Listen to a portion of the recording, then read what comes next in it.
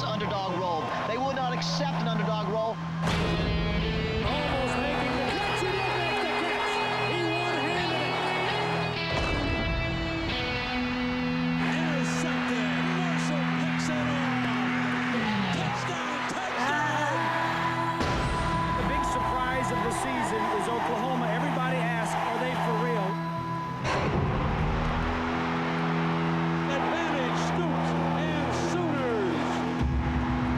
And he has fumbled the ball, and the Sooners have it, I believe.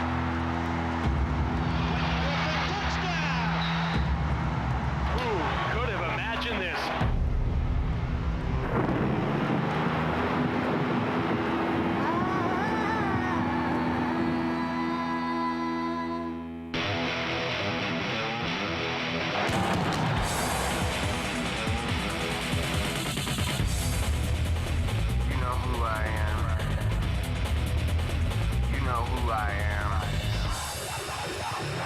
Superman.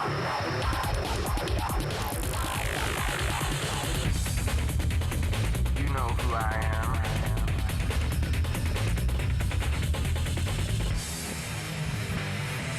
I'm Superman. You know who I am. You know who I am. I'm Superman. Welcome to Memorial Stadium in Owen Field. This is Oklahoma football.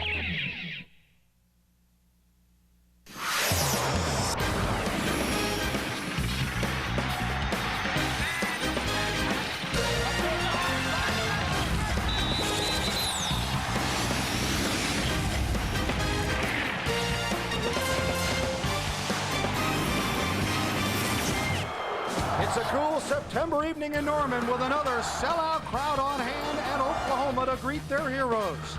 From Memorial Stadium on the campus of the University of Oklahoma in Norman, Fox Sports Net Southwest presents Oklahoma Sooner football.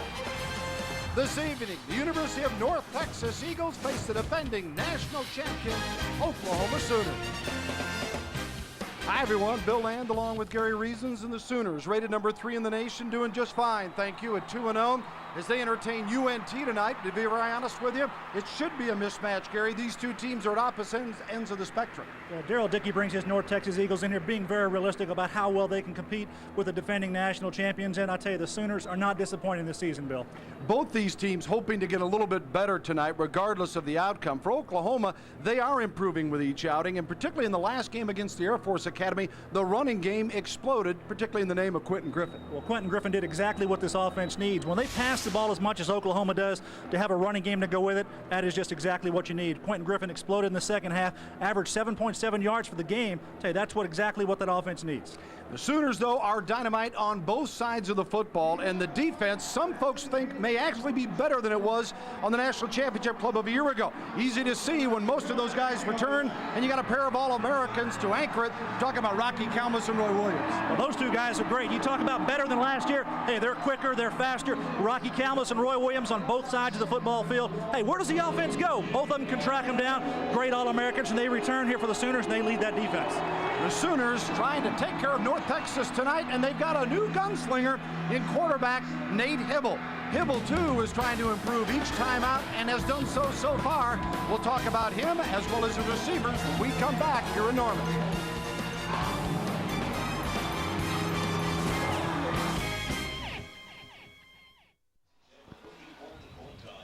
Welcome back to Owen Field at Memorial Stadium in Norman.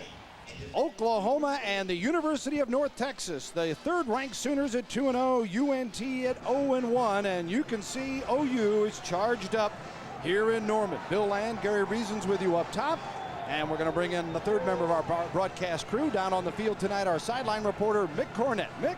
Well, I tell you, the Sooners enjoy great depth at the wide receiver position. So far already this season, 10 different Sooner players have caught passes. The leading receivers, number 12, Curtis Fagan, and the running back, Quentin Griffin. This is a young group. Of the 8 wide receivers on the depth chart, only one is a senior, that being Josh Norman. The receiving coach is the highly regarded Steve Spurrier Jr. All of his players are staying after practice, taking some extra catches in, and all of the skill players are spending 5 minutes out of each practice doing some drills that are specifically designed to help them learn to hold on to the football. They have had some drops this year. The coaches feel like it's an area for improvement, and they intend to start that improvement tonight against North Texas. Back upstairs. All right, thank you, Mick.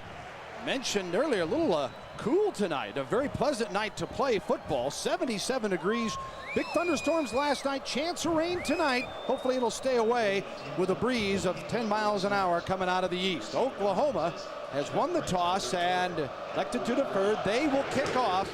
Jamel Branch is deep, and this one sails out of the end zone as expected from Oklahoma place kicker Tim Duncan, who has got a cannon for a leg. And UNT will start on offense. 1st and 10 from its own 20 as Branch heads to the bench. Look at Scott Hall, the sophomore from Schertz, Texas, 6'1", 211. Just 3 of 12 for 23 yards passing in North Texas. 19-5 loss to TCU last week. That game played in Denton at Fouts Field on the campus of UNT. We'll give you the rest of their starting unit in just a moment. The handoff to Galbraith, the tailback, who was their offense with 112 yards rushing in that opener. That is Kevin Galbraith, junior from here in Oklahoma, out of Edmond, Santa Fe High School. Rocky Kalmus making the tackle, no surprise for the All-American. 21 tackles coming in, 3 for loss already this season.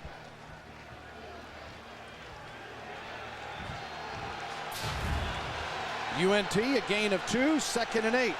They operate out of the shotgun. Hall with Galbraith beside him.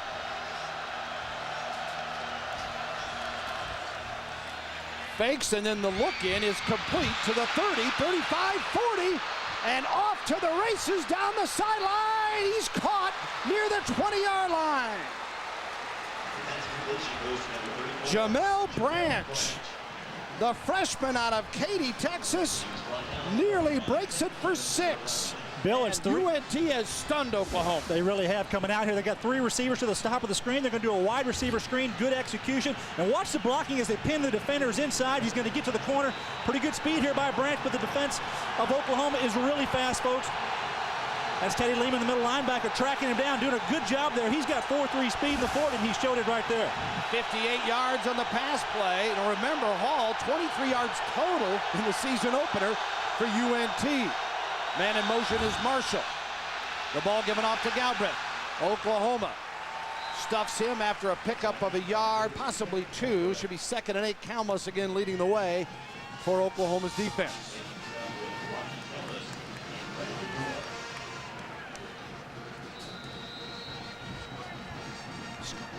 Let's take a look at the rest of the North Texas lineup. As this team that is really anchored by its defense, you see Hall, nothing to brag about in the opener at just 25% completion. The offensive line, and that group expected to improve as the year goes along. They are certainly overmatched here tonight. We told you about Galbraith, their leading running back, and a guy they think can really be a workhorse for them. He gets the call here and goes to the 15-yard line, picks up 3. It'll be 3rd down and 5 for UNT. Oklahoma defensively, and the Sooners with their 4-3 defense. And pick a star, any star. Up front is Klein. Heineke, who had a touchdown last week. Wilkerson and Harris. Harris is turning some heads as a freshman standout. Moore, Lehman, and Kalmus, the linebackers. And the secondary has 3 of the 4 players up for the Jim Thorpe Award. Incompletion and a flag thrown as that pass intended for George Marshall, the wide receiver from Sugar Land, Texas. And there's a flag on the near side here, Bill. I think Derek Strait got tangled up with the receiver. Officials are conferring.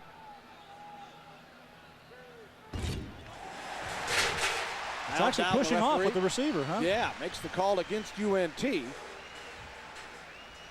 Head coach Bob Stoops of the Sooners, 22-5, and this his 3rd year at the helm. Taking OU to the national title run last year, running the table at 13-0. And Stoops Sooners yet to lose at home. Pass interference against the offense. 10-yard penalty for previous spot. Repeat 3rd down. Well, if you look at the left side of your screen here, you're not going to see the interference, but just going to see late there, Derek Strait gets bumped right there. It's a pick play. The offense tries to pick for the receiver to come around on what they call a wheel route. Good job by the officials. You're not allowed to pick like that. Right on top of it. Well, North Texas now, 3rd and 15 on the penalty. This team only had 3 first downs the entire game in the loss to TCU. Oklahoma's run defense only allowing 100 yards a game. Total defense just allowing 269. UNT facing a tough situation here. Ball to Godwin, right up the middle. And he picked up to the 21-yard line. And Rocky Kalmus again leading the way for the Oklahoma defenders. And UNT in a field goal situation as they bring on Jason Ball. Build a little fold block here on the outside on the left side. You see the Galbraith kind of run and get in behind the fold block. Good job there. This the North Texas defense, Bill, on offense is not real tricky. They're going to come in here. They're going to try to move a little bit, but they're going to go right at the OU defense. Here's Hall, who is 1 of 2, a 26-yarder so far this year. This one, 31 yards, they're 38 out, and it's good. So good from UNT, and North Texas gets on the board with a field goal from Jason Ball.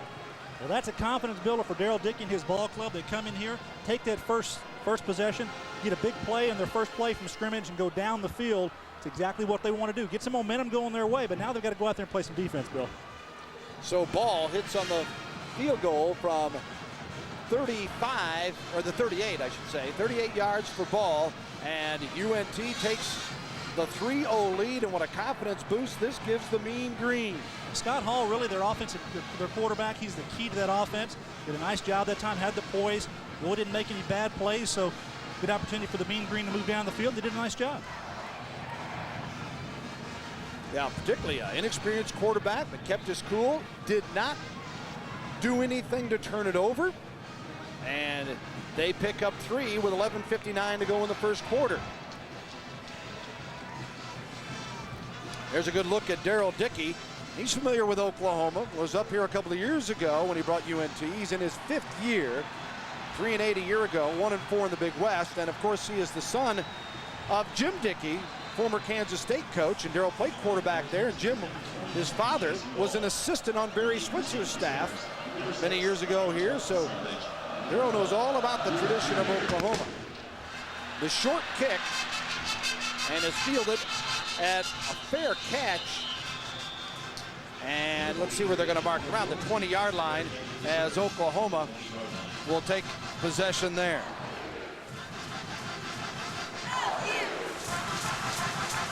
And the Sooners get their first crack offensively now.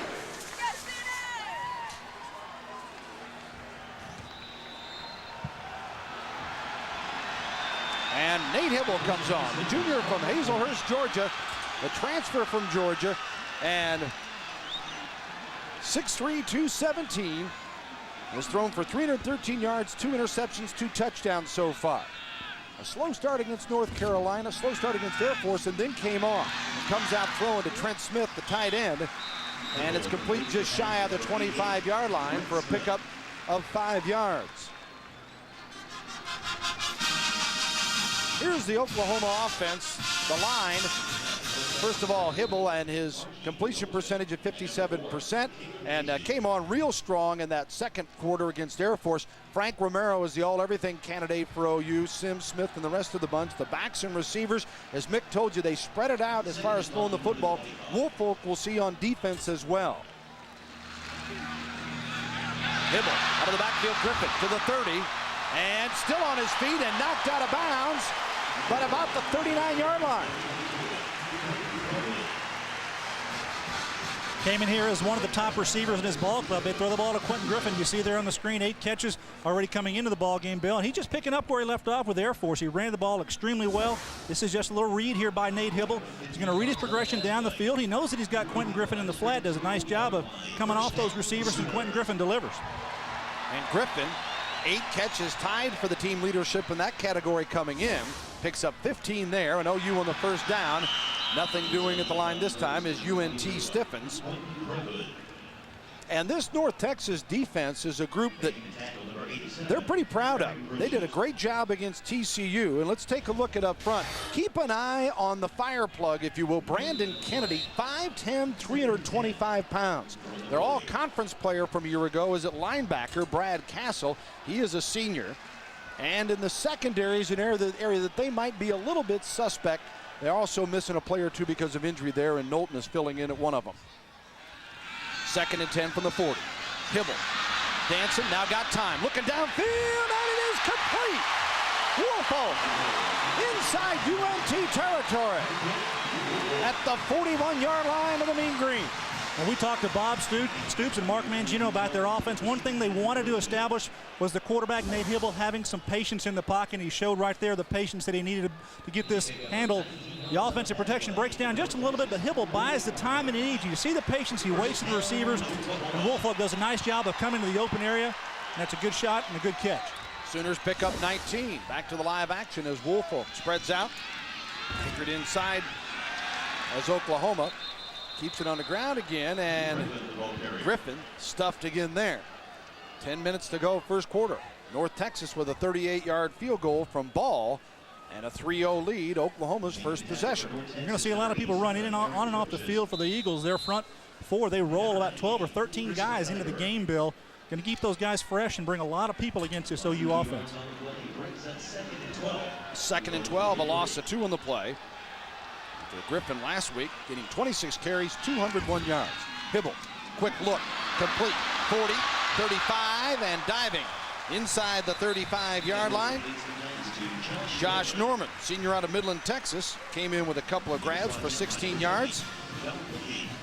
Well, Josh Norman just gets the wide receiver screen here. He's going to come back inside and watch the receivers in front of him cross. One goes outside and one comes inside. It creates a little vortex. Here's the receiver. That's Griffin coming in, getting his block.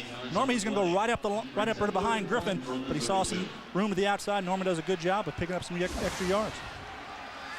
3rd and 1 at the 32 of UNT. Bill Land, Gary Reasons, Mick Cornett with you. Hibble rolls out left, complete, first down Sooners to the 20, 15, and Oklahoma. A little bit of everything as the Sooners complete that one to Chris Toney. Toney, a sophomore from Choctaw, going in place of Jeremy Hess tonight at the H-back position, and shows he can play too as Priestley made the tackle from the right corner. We see Chris Toney just come underneath here, and he's going to do a good job of getting out in front of the defense. They're trying to catch up with him. Nate Hibble sees him wide open, and he delivers. Just turns it up there, get what he can. The big tight end bumps one off. Good gain there by the fullback. And Oklahoma, a nice pace, a nice tempo to this offensive series. 1st and 10 from the 13. Griffin again trying to squeeze it off the left side, and not much, getting back to the line of scrimmage as Brandon Kennedy is there to make the tackle.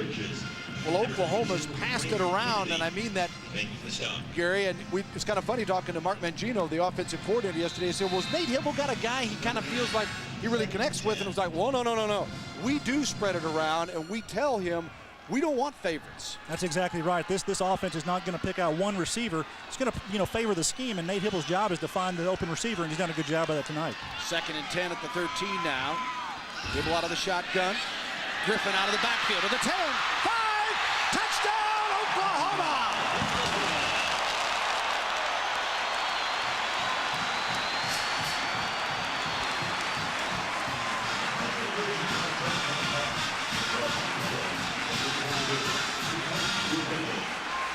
Quentin Griffin, his first receiving touchdown of the year.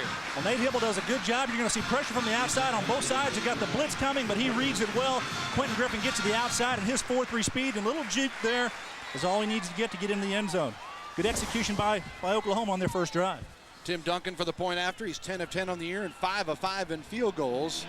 And he splits the uprights, and the Sooners, first possession, they take the lead after trailing on a field goal 3-0. It's now 7-3, Griffin with a score.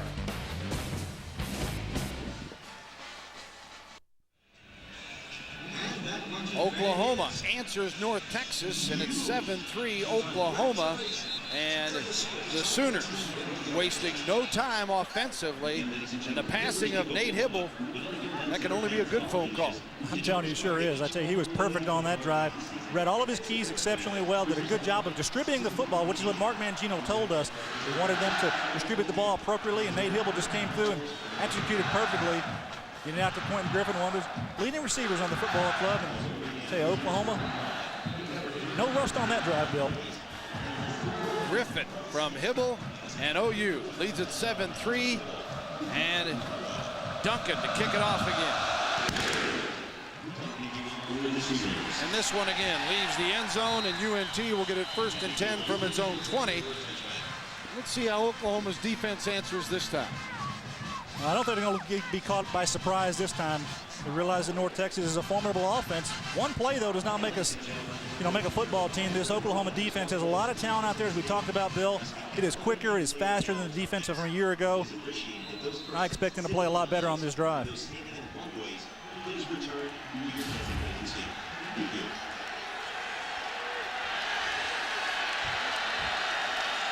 Scott Hall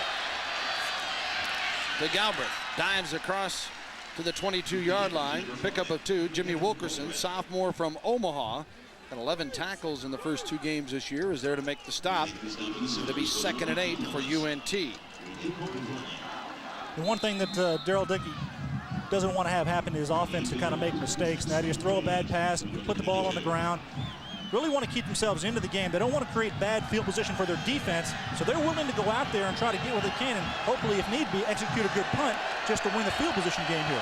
Griffin relaxes as he looks on. 2nd and 8 for the Eagles. Play action. Flag is thrown. Ball is incomplete as Hall throwing it down to the 35-yard line, looking for Kevin Howard, and Corey Heineke had the pressure on him. The senior from Edmond. It's against the Sooners. And the defense got in there a little bit quick and probably going to take the penalty here. Bring up 2nd and short. He's going to run a little boot pass and come back here. Offside on the defense. 5-yard penalty. Still 2nd down. Offsides, 5 yards, and it'll be 2nd and 3 now from the 27. A lot better play selection now if you're the offensive coordinator trying to call a play here. Daryl Dickey, the head coach, he is the offensive coordinator. He does call the plays for the Eagles.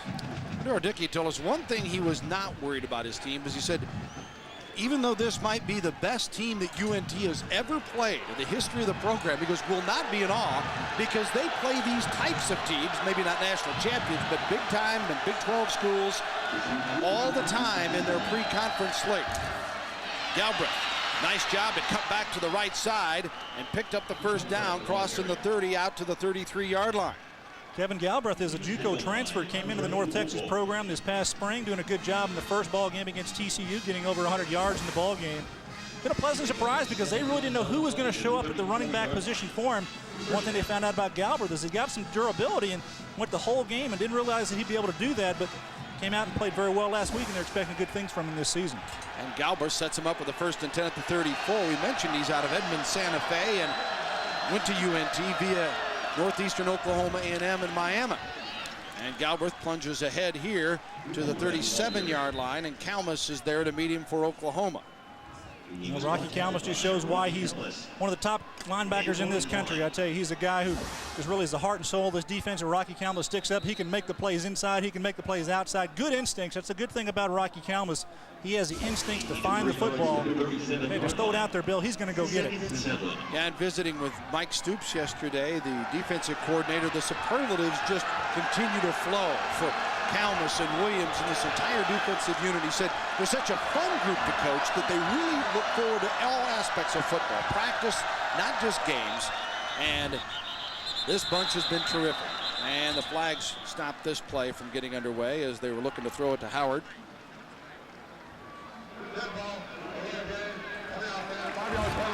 Both these teams have had penalty problems in the early going. Oklahoma, 18 penalties in its first 2 games, so averaging 9 penalties for 87 yards a game, and UNT had 9 flags thrown with 83 yards in penalties in the loss to TCU.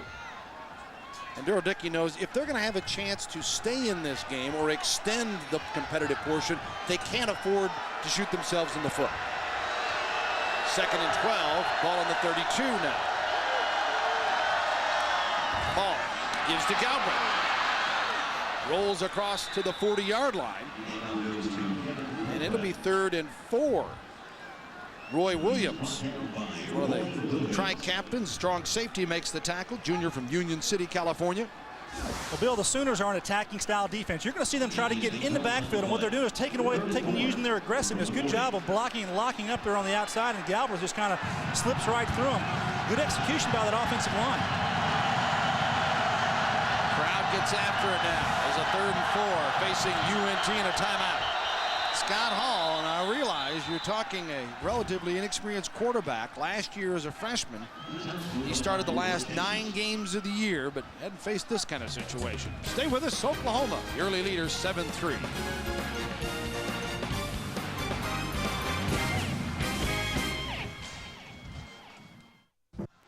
Welcome back to Memorial Stadium, Owen Field at the University of Oklahoma on Fox Sports Net. It is 7-3 Sooners. Defense called to the charge here. 3rd and 4, ball on the 40. UNT with Hall barking out the signals. Wide receivers to the top. He rolls that way. Incomplete, nearly picked off. Roy Williams all over Branch and nearly had the interception.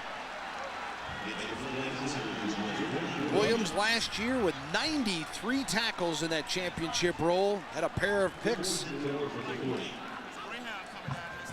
Just good speed and quickness, his ability to stay with the receiver. Hall's going to roll out of the pocket, try to elude the rush, get him out in space where he can make a play, but I tell you, Roy Williams just breaks right there in front of it. Should have had the interception. He had it dead to rights. You know, that's one he'd like to have a chance to get again.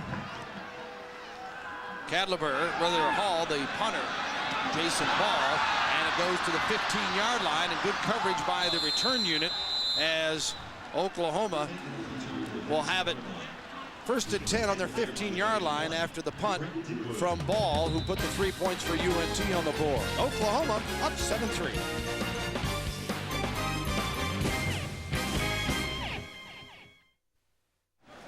Oklahoma takes over after a 44-yard punt, no return for Damian Mackey, and Hibble, the quarterback, a visit from the sideline before he heads out, and the rain gear is being adorned by the Oklahoma fans.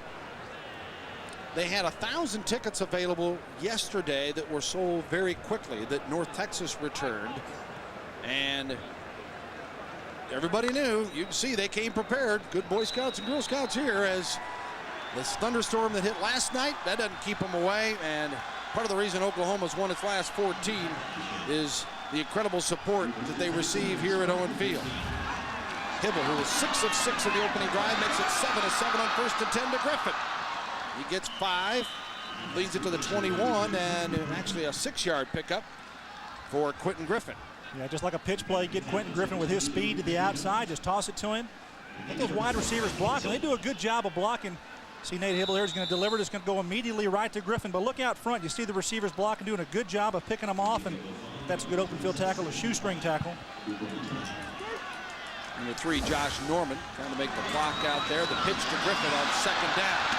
He's got the 1st down, and there's a look at the flexibility and the different things that Griffin can do.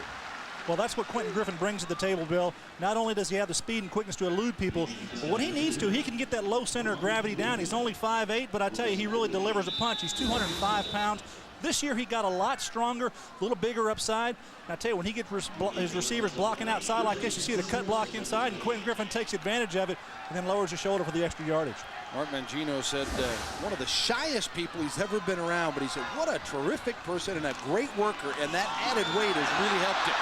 Look at Woolfolk weaving his way to the 50. 25, and touchdown works. Ronaldo works. First carry of the night and works into the end zone. Wow, what a play.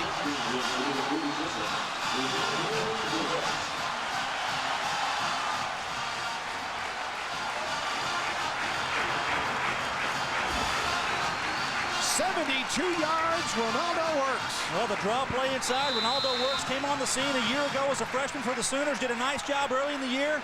Tell you, he wants to get back out there. Quentin Griffin's had a lot of fun, and Nate Hibble wants to get in on the action too, try to run down there with him. That young man has a lot of speed.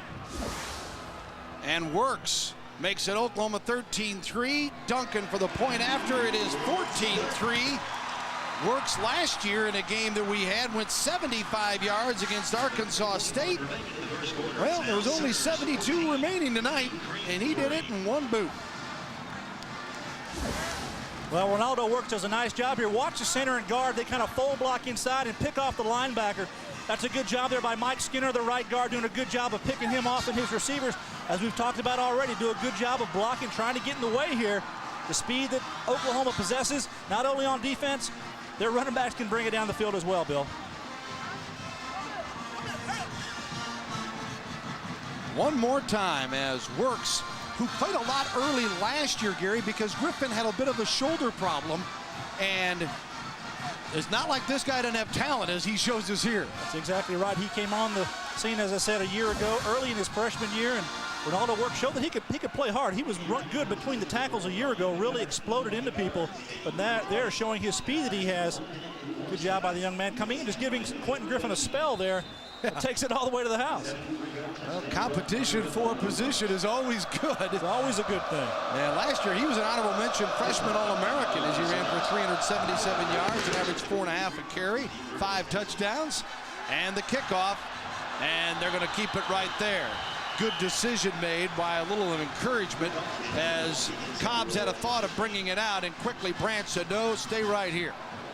I think Branch would have tackled him if he brought it out or tried to bring it out. So 1st and 10 for UNT from its own 20. And Duncan again doing his job. And sometimes, I don't think people here at Oklahoma overlook it, but around the country, they don't give the credit to the special teams. And when you've got a kicker the caliber of Duncan to consistently put it in or out of the end zone and know that you're going to see the opposition start 1st and 10 from the 20, it's quite a weapon to go along with his field goal ability. Hall, great fake to the 20, 25. Nice pickup as Scott Hall had 9 carries, minus 22 yards in the season opener. But UNT has done a pretty good job of mixing it up here so far. They have a little misdirection, a couple of bootlegs here, and Hall gets outside. And instead of throwing it to his tight end, Munchow just turns and blocks, and Hall gets in behind him and picks up 7. Daryl Dickey, who led Kansas State to its first bowl game ever in his quarterbacking days, looks on. Rocky Kalmus gearing up for a 2nd and 4 facing the Eagles. Galbraith with a flag thrown, and he is stopped at the 27-yard line. Teddy Lehman in on the tackle, as well as Jimmy Wilkerson. Offsides against Oklahoma, so the penalty is still a problem here for the Sooners. 3:26 to go in the first, and Oklahoma up 14-3.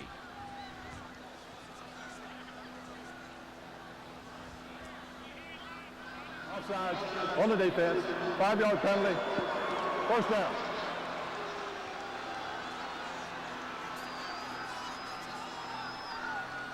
Oklahoma and UNT each with a pair of penalties so far.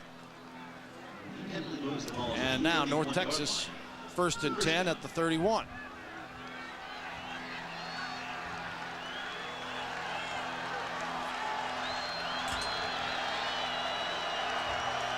UNT has completed 1 pass, the 58-yarder to Branch, and set up their field goal. Here's Galbraith, and creamed as he is stuffed at the 34-yard line. And Galbraith hit hard. Jarvis Smith, sophomore from Aldine, Texas, out of Nimitz High School. Well, they're going to try to play aggressively against this Oklahoma defense. They're taking that defensive speed. They're trying to misdirect. But look at Roy Williams here. He just stays at home, plays off the block, comes up and makes a nice open field tackle. Real patient. He knows he's got the ability to go anywhere all over the field. Just wait for the play to come to him. 2nd and 7 at the 34. Oh, you nearly bounced off that time. All out of the shotgun. Completes it to the 42, and and should have a first down. Yes, believe it will be that. Marshall, the receiver. Roy Williams makes the tackle. And George Marshall has his first reception of the season. Last year, 9 catches for a pair of touchdowns. A lot better execution by the Mean Green. I tell you, a week ago against TCU, they didn't have near this kind of production. At least consistency moving the football, doing a good job here mixing it up, but everything is on the perimeter. They're not going to be able to win against the Oklahoma defense going inside. They've decided to misdirect this team and use the outside of the field to pick up some yardage. First and 10 at the 42.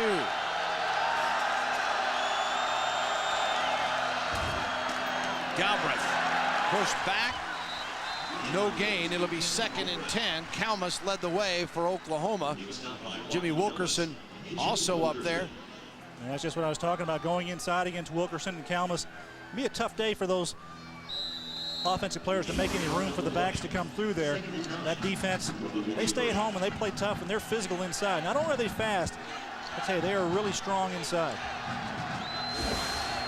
Oklahoma coming off the 44-3 win over Air Force Academy. Worst Air Force loss at home since 1990. Sooners up 14-3 over UNT.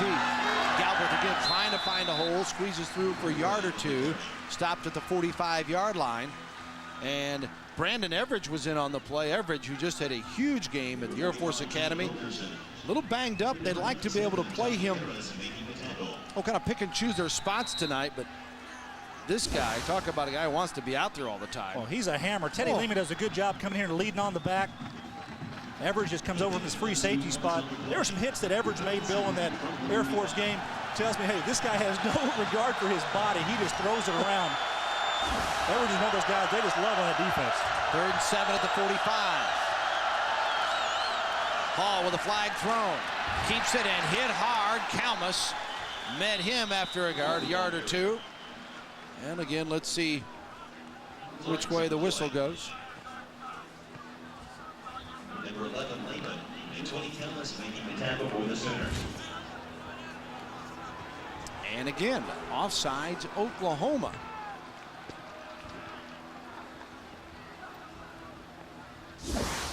Well, we've seen plenty of offense so far tonight.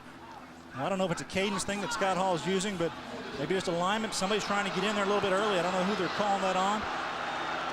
But I'm sure that Mike Stoops, the defensive coordinator, is not pleased with his defense when they're giving up unnecessary free yards. A couple of penalties here. You can see the yardage on the penalties. Not what they want to go out there and do as a defense. Just consider North Texas and TCU in their opener. 327 yards total offense between the two teams. Tonight, North Texas 114 yards of total offense. OU 165 as the first quarter winds down. Probably the final play of the quarter. Hall still on his feet and then hit hard. Great pursuit, and who else? Rocky Kalmus there to finish him off. And that'll end the first quarter here in Norman. UNT striking first with a field goal from Ball. OU coming back quickly and leading at 14-3.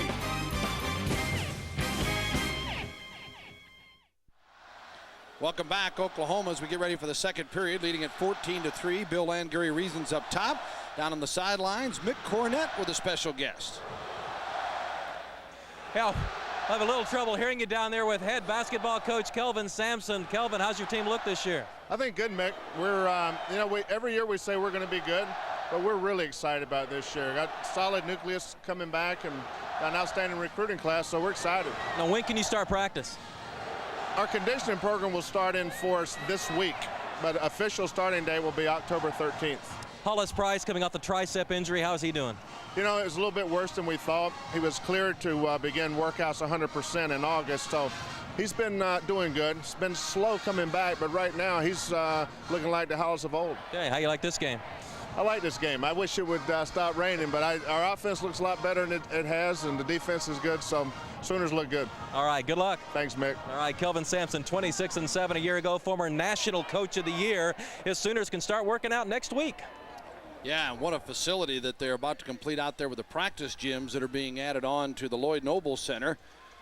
Didn't quite have it in the days of our spotter tonight's former OU basketball coach, Bob Go-Go Stevens. And yeah, you didn't have that kind of facility. What you had is that gym that's just to the other end of the end zone there.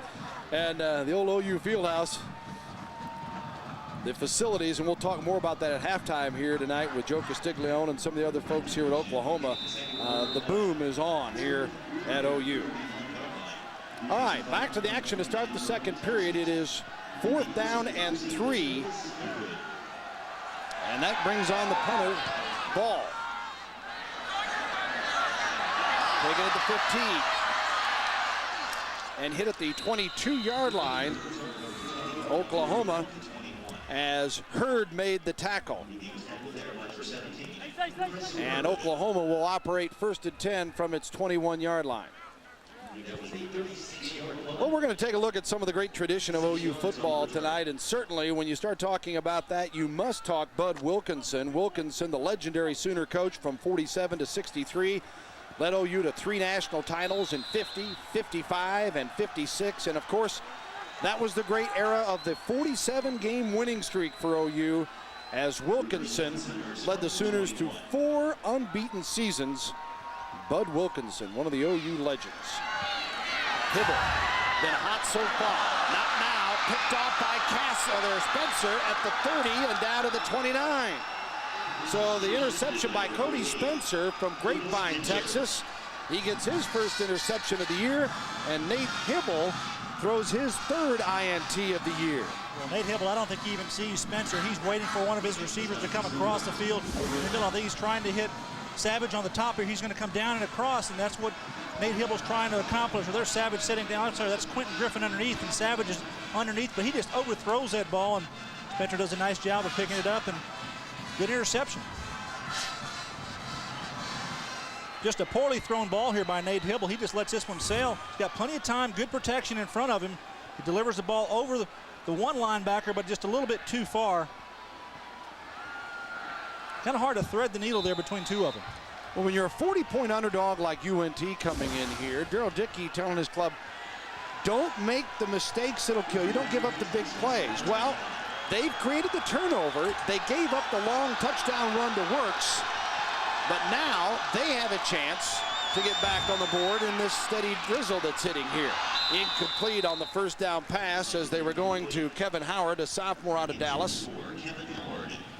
And it is raining hard, and not only that, we've seen some lightning from our vantage point here, and you can see the concern of Oklahoma fans. And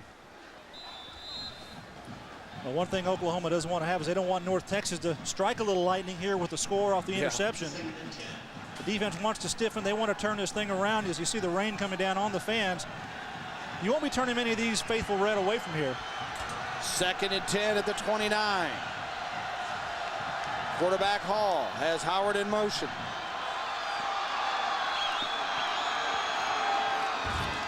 Galbraith, and a flag is thrown.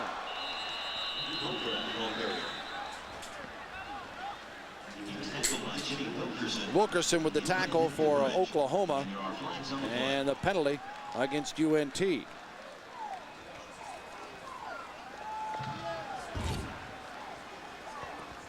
Oklahoma, a 14-3 leader after the first period. We're just moments into the second quarter here. As the first quarter stats, 165 total yards for OU, 113 for North Texas as they sort out this penalty here. That's an illegal motion penalty against the offense. Illegal strip against the offense is declined.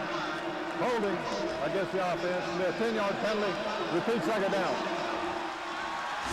Interesting here, the receiver, what happens is he's coming across. He's actually stepping forward, which is what the illegal shift is. He stepped forward once and went back. That's the penalty. But they call a holding on it, so it's going to be even better for the Sooners with the result of the holding penalty on the play.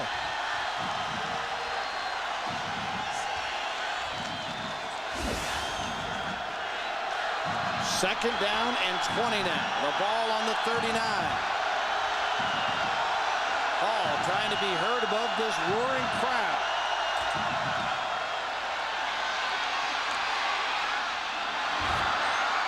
Complete. Touchdown, Marshall. Hall to Marshall, and 6 for UNT. George Marshall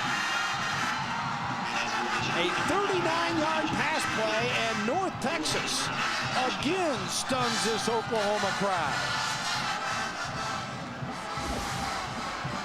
Scott Hall a strike. Scott Hall does a nice job of rolling and looking backside. Everyone is going across the field, and he gets behind the defense. Good job that time by Marshall, just running past the defense. Sometimes the defenders take a peek back in the backfield. I think that's what happened to the Sooners on that play. Stack is holding. Ball with the point after. It is good. And UNT comes right back on the 39-yard TD pass. Marshall from Hall, and it's 14-10 Oklahoma. Kickoff when we come back.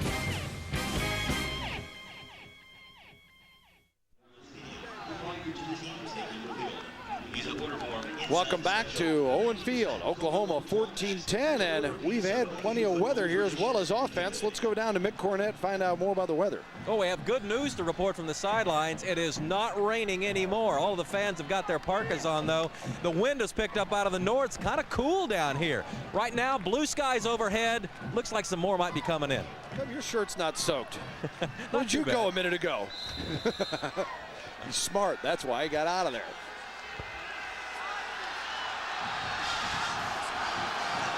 First and 10 at the 33 for UNT. After they scored to start the second quarter, let's see what they come up with on this possession. Hall. Lopchik keeps it. Nice job, and still scrambling. And Hall, it looks like he got the first down, Gary. Nice run by the quarterback, Scott Hall, as Dusty Dvorak made the tackle. A freshman from Lake Dallas, Texas, not far from the UNT campus. We'll take a look here at the kicker before the game. This is Jason Ball, and on the far side, you can see the same kick there by Tim Duncan, about 45 or 50 yards, and it goes a little bit right. It was the same kind of kick he had as we tried the field goal in the last possession by the Sooners, Bill.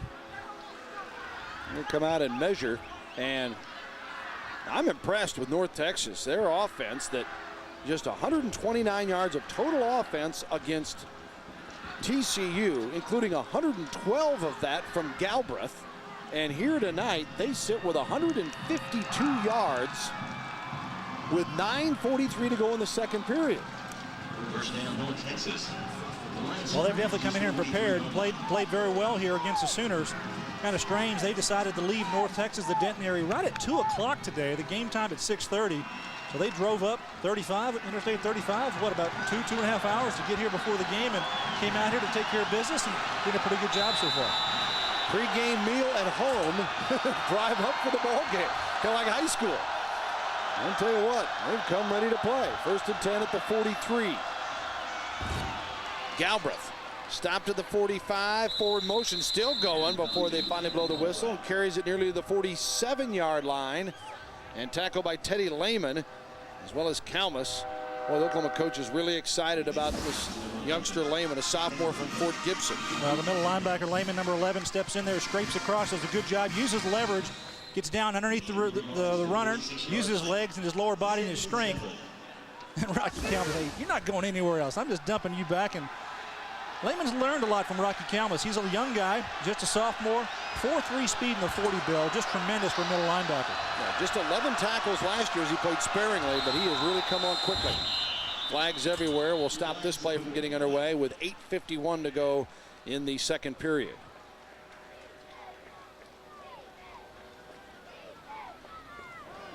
Prior to the snap, false start on the offense, 5-yard penalty, still second down. Texas picks up the penalty, and that's their fourth for 35 yards. OU with 5 tonight, 37 yards in penalties. And Hall looks to the sideline for the play. We mentioned North Texas and the fact that they wouldn't be in awe here tonight. They still have Arkansas to go, and then Texas Tech at Texas Stadium at South Florida before they get into their first Sun Belt action. So guaranteed games are way of life at UNT. Second and 12 from the 41. Nothing doing this time. The whole front was there. That's exactly right. That defensive front, they buckled down and get back in the backfield. Hey, one young guy who's done very well for this Oklahoma team, early this year is Tommy Harris. Just a true freshman coming in here, Bill. 6'3", 275-pounder. So we see you got a flag on the play.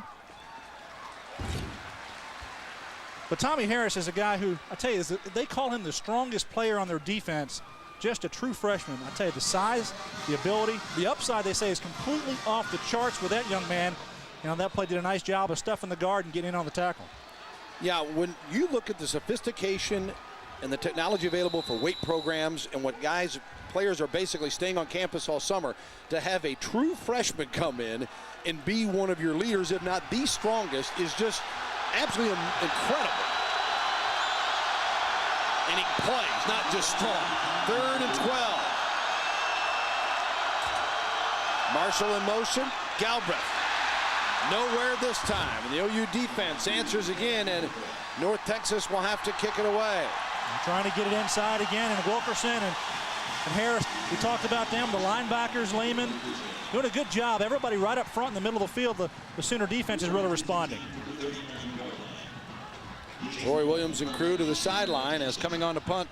Jason Ball came in averaging 36.7, and tonight has averaged 40.5 on his first 2.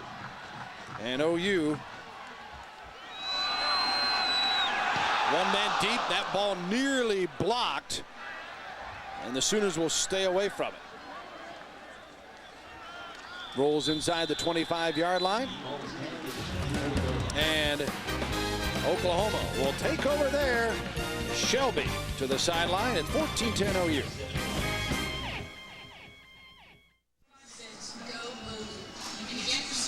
Rain is stopped for the moment. Let's hope it stays away as Oklahoma, a 14-10 lead over North Texas. 7:17 to go here in the first half.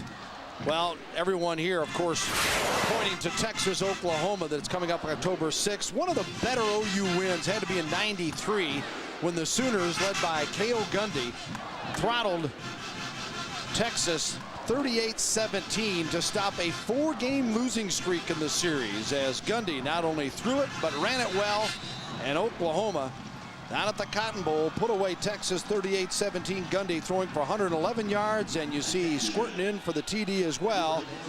What a happy day it was at the State Fair in Texas. And Texas won today to continue to set up that collision on October 6th this year, as Nebraska, Texas, OU all ranked in the top 5 national. Norman, 30. And stopped shy of the 35-yard line. Josh Norman on the reception. Craig Jones, the free safety, made the tackle. We talked about making the first guy miss, and Josh Norman does just that on the outside. It's a nice job of receiving the ball, kind of a bunch route. They decide to get into the outside, and watch him make the defender miss here. Good job and execution. Takes a pretty good lick there. Good job coming up, making a big hit as Craig Jones, the free safety for North Texas. Come out to measure. And speaking of Texas, today they beat North Carolina 44-14. Really struggled early in that game. Also, one of the major, you don't call it upset anymore, Fresno State, number 19, beats number 23 Wisconsin 32-20 in Madison today. Out of the Big 12, Kansas falls to number 14 UCLA 41-17. Bill, you think that October 6th ticket in Dallas is going to be a tough one? Wow. As long as these two don't lose focus before then, I say these two, meaning Texas and OU. Of course, Oklahoma has Tulsa here next Saturday night, and then a week off before Kansas State, and then to Dallas to take on Texas. 1st and 10 from the 35. Hibble dumps it to Griffin. 40. And Griffin out of bounds near the first down marker. They may have to measure again, as he is right on that 45-yard line. And Oklahoma, yeah, they're just moving it right down the field. Good job that time by the offensive line, getting out on the screen play. Quentin Griffin, we talked about his height. Not very tall, at 5'6", 5'8", that area. He gets in behind that offensive line, and hey, that's a perfect height if you're going to run the screen play. Good execution that time. And Griffin with 6 receptions and 74 yards tonight already. 1st and 10 from the 45 now for Oklahoma. Griffin across midfield by an inch. OU prior to that play, Gary. Good balance. 81 yards rushing and 93 passing. And that's what you want to have from this offense. Don't make the quarterback do it all. Don't make the receivers do it all. Go ahead and blend it, get the running game going.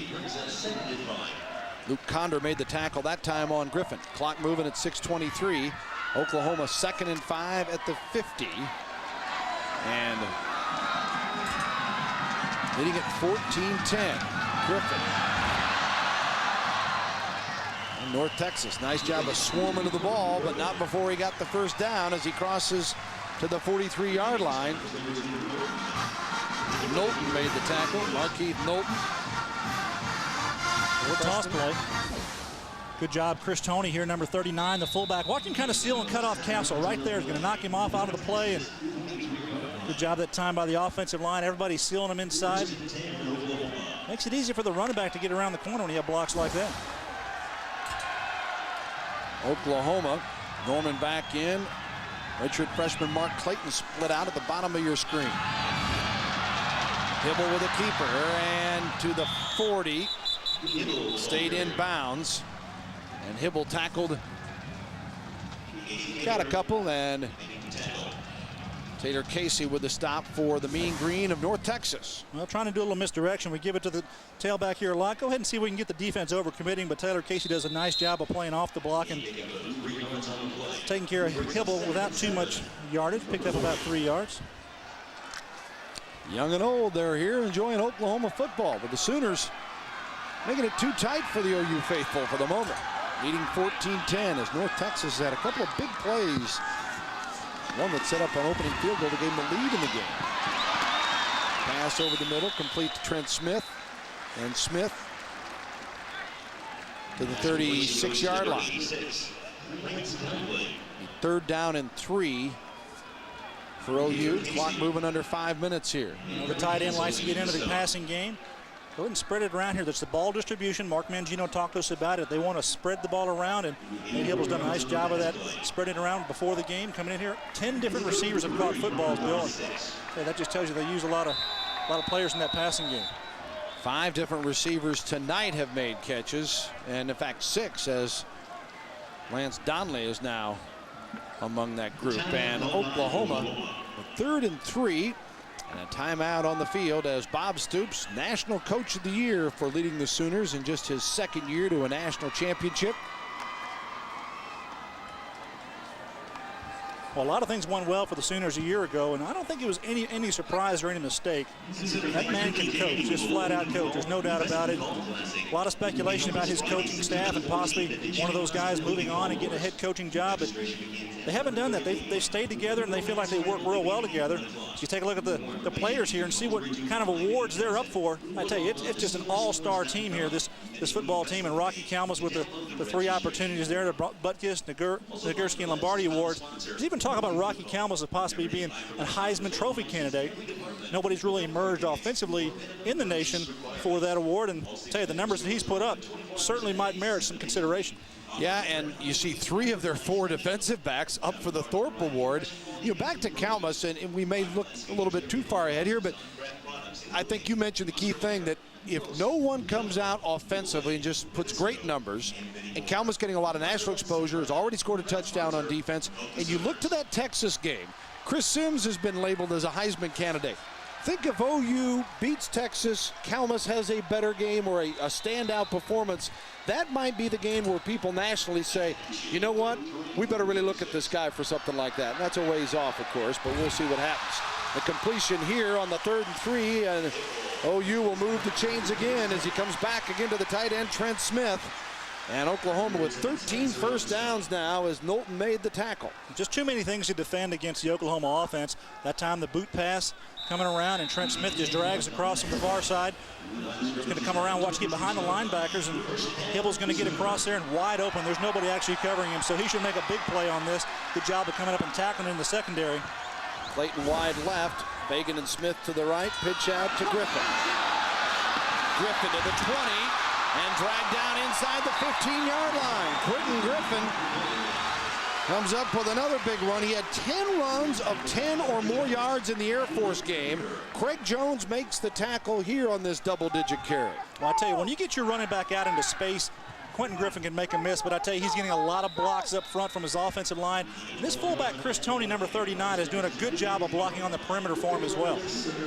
Griffin 5'6", but a powerful 187 pounds, and he is cut now.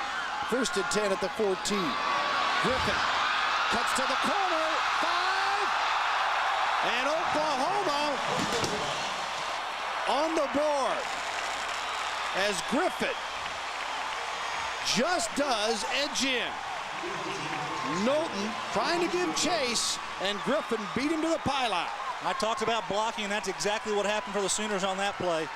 The top of the field, all 3 receivers just lock up, and Quentin Griffin just picks his way right to the end zone. And OU now doubling up. 20-10 is the count, trying to make it 21. If Tim Duncan can remain perfect on the year, 12 of 12.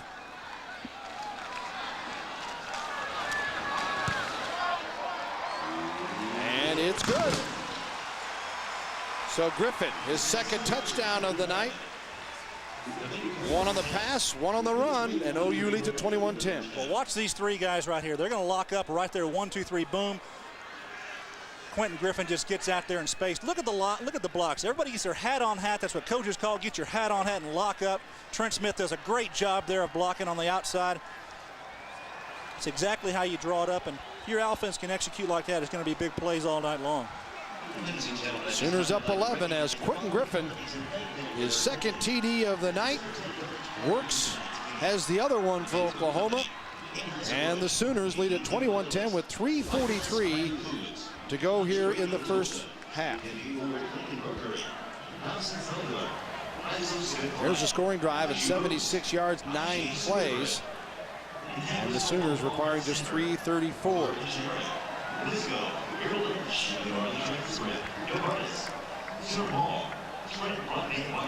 Well, Griffin last year made a couple of all-conference first-team units in the Big 12 honors session. He had the 6th touchdown performance in the Texas game. We were talking about that a moment ago. And 16 scores on the year, rushing for 783 yards. The kickoff taken at the 5. Cobbs across the 15 to near the 17-yard line before Patrick Cobbs, a freshman, another Oklahoman on that North Texas roster out of Tecumseh. And he's brought down by Derek Strait, the sophomore out of Austin. And a little slow getting up. And there's big Mark Mangino, their offensive coordinator. I tell you, he was a lot of fun to talk to this week. You can tell why the players respond to him. He's a fun guy to talk to, and I think he's a great communicator. That offensive line, that's what he works with primarily. But the offensive coordinator, he calls the plays here, Bill. And I tell you, I just have a lot of respect for that man and his offensive capabilities. Winning the Frank Broyles Award as the Assistant Coach of the Year nationally last year. So when your team wins, those honors flow, and he's very deserving of that. No doubt about it. 1st and 10. Ball on the 17 for UNT. And North Texas, a valiant first half, down 11, but facing a roaring crowd. Hall will silence him with this little run. As he slices his way to just shy of the 25-yard line where Teddy Lehman met him. Good blocking at the point of attack by the North Texas offense. Hall just comes around and everyone locks up very well up front for him. He gets a nice gain for the Mean Green. See the seal block there, and Scott Hall just kind of picks his way through there. Teddy Lehman from his middle linebacker spot has to track him down. Pickup of 7, 2nd down and 3. Inside 3 minutes now. Marshall and Howard to the top of your screen as receivers. Ball with Galbraith, the lone back behind him. Unloads, nearly picked off as they had sandwiched Marshall down there. And in on the play for Oklahoma, number 10, Quentin Morgan, redshirt sophomore from Denton. Transfer from the University of Washington. Well, the pressure comes here. The Sooners get in. Galbraith does a nice job of blocking here. As you see the play unfold, he's going to dump the linebackers. That Williams coming in there doing a good job of cutting his feet out from under him. He still gets pressure on Scott Hall.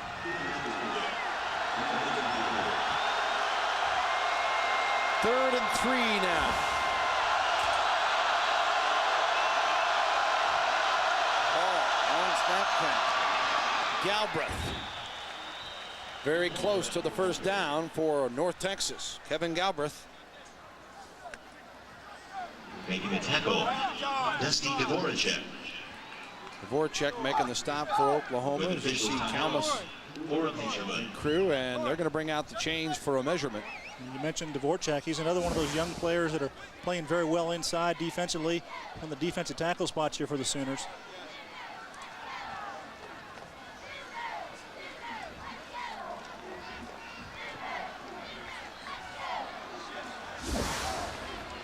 Yeah, the coaches cannot help but smile when you think of, yeah, Kalmus will be leaving, but when you've got freshmen like Harris and Dvorak that have become so dominant so quickly, and then you have a backup end, Jonathan Jackson, they're very high on here as well, freshman that is from Houston North Shore, that can only get better is the way they look at it. First down, and it's 1st and 10 now. At the 27 after the measurement, giving it to the Eagles. Ball rolls out. In trouble. And throws it away. And OU fans say, now where's the grounding here? Where was the receiver on that play? You see Bob Stoops going, come on now. Well, you call it one way, he wants to get it called the other way. Not going to happen here on that play. But I'll tell you, Scott Hall, watch him here. He becomes part of a triple-decker Sooner sandwich. Going to get 3 guys, 1, 2, 3, pop, pop, pop, boom, boom. Scott Hall. Digesting that pregame meal.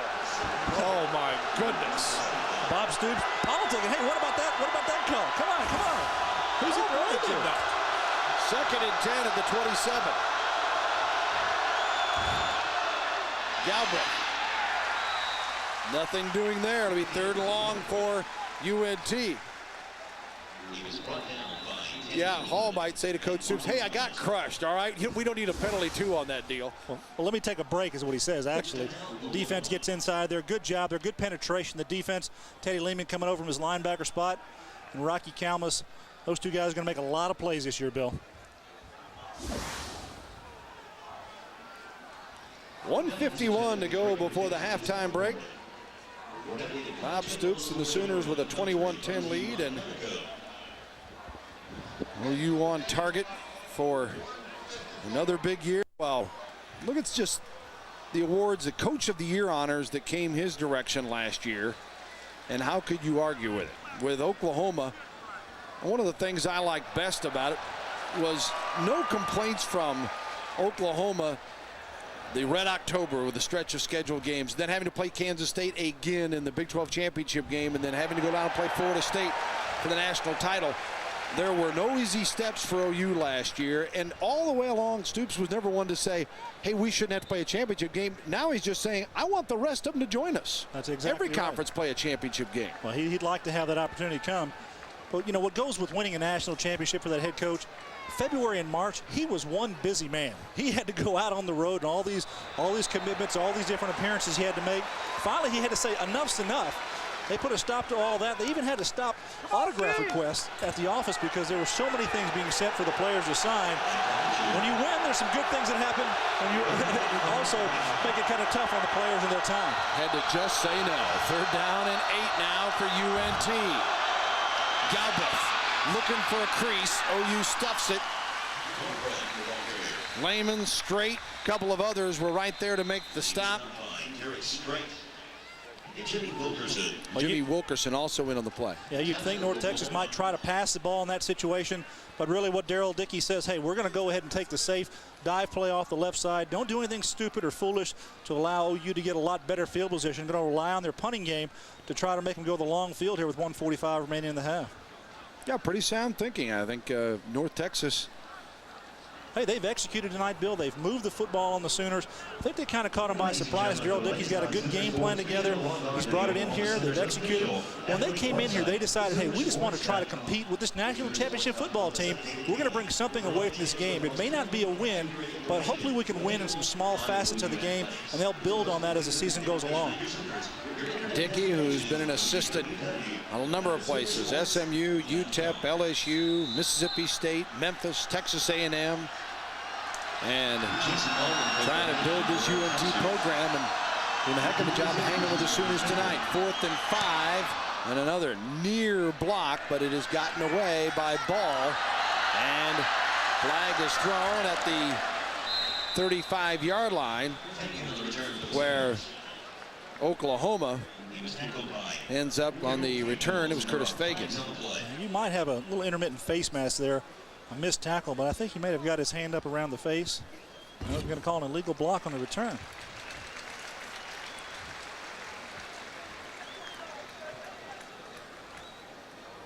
OU 301 yards of offense tonight. Interference against the kicking team. The 2-yard halo was violated. 5-yard penalty. First down. Time of possession has been North Texas' favor so far, with 15 minutes to 13-12. So UNT has done a pretty good job of keeping its defense fairly fresh. That's got to be one of the concerns of Daryl Dickey, is that his club doesn't just wear down as this one goes on, although they have some depth on that side of the ball. Let's see what OU can do in the final 136. 1st and 10. Hibble. Yeah, that's what they can do. Norman leans across the 30 of the Mean Green. And Hibble, the lone interception, but he has just been on target tonight. That's a good route that time by Norman, coming inside and catching the football. Ball security. They wanted to catch those footballs tonight. The Sooners have not dropped any passes. A week ago, had a few slip through their hands, and they worked very hard on that this week, as Mick talked about earlier in the ballgame. Hibble now 15 of 18 for 190 yards.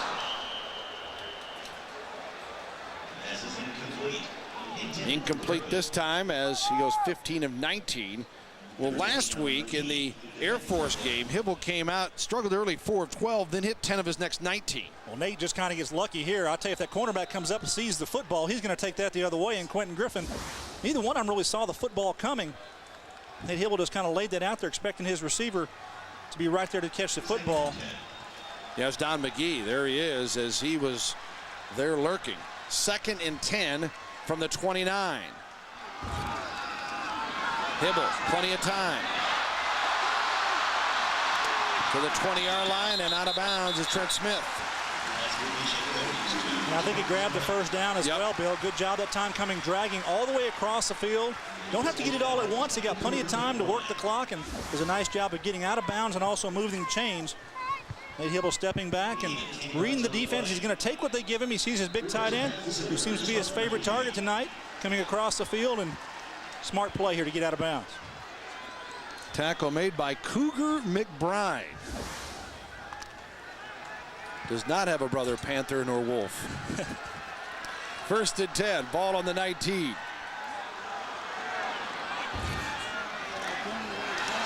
Hibble, great protection again. And Clayton catches it, and he steps out of bounds at the 12-yard line. First grab of the night, I believe, for Claiborne, rather, as Oklahoma, with 1:07, getting the clock stopped. Well, I think if Oklahoma wanted to tonight, Bill, they could line up and pass the ball every single down, and North Texas would have a real difficult time of slowing this offense down. Nate Hibble seems to be in the zone. You see his numbers there on the night. 17 of 21. That's pretty good production by this quarterback.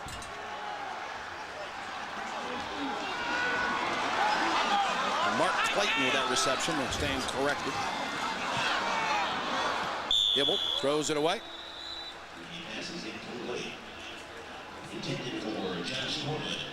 Looking for Norman.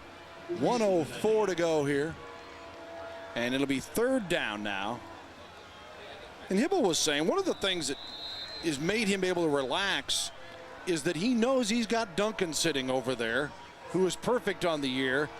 And he said, we almost feel like we got 3 in our back pocket about the time we get to the 30 on in. And let's see if he gambles here or plays it safe on 3rd and 2. Showing blitz. Hibble trying to dump it to Griffin, as coming on from the secondary that time, where the linebacker Taylor Casey. I think Taylor actually got a piece of that ball. And yeah. made it kind of scored away from was he throwing it to Griffin. It's kind of a tough thing to do when you're blitzing off the outside, is make the decision of whether to continue all the way to the quarterback or kind of slow down and jump. And that time he jumped up. They're going to have to rely on the field goal as Tim Duncan comes on to try the 28-yard attempt, Bill. Yeah, Duncan, who's 5 of 5 on the season, and trying to make it a 29-yarder. No good.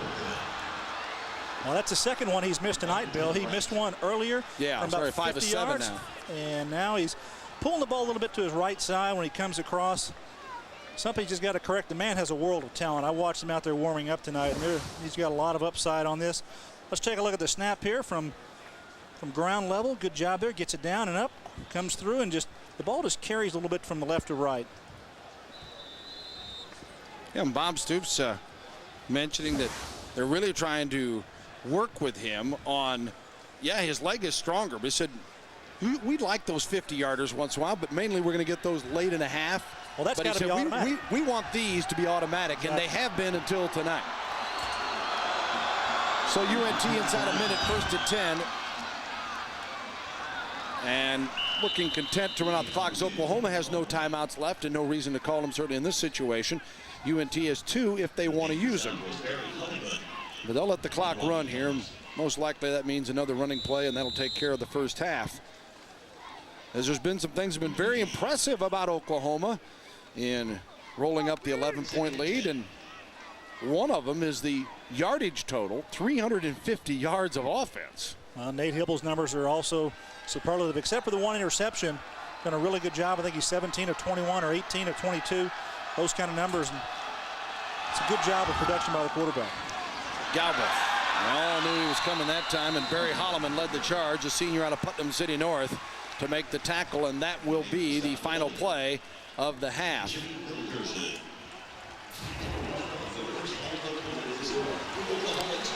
So Oklahoma, with a 21-10 lead, has missed 2 field goal attempts, but a pair of touchdowns from Griffin and one from Works has offset the Marshall touchdown reception from Hall and Ball's 38-yard field goal that was set up in the opening series on a 58-yard pass to Jamel Branch.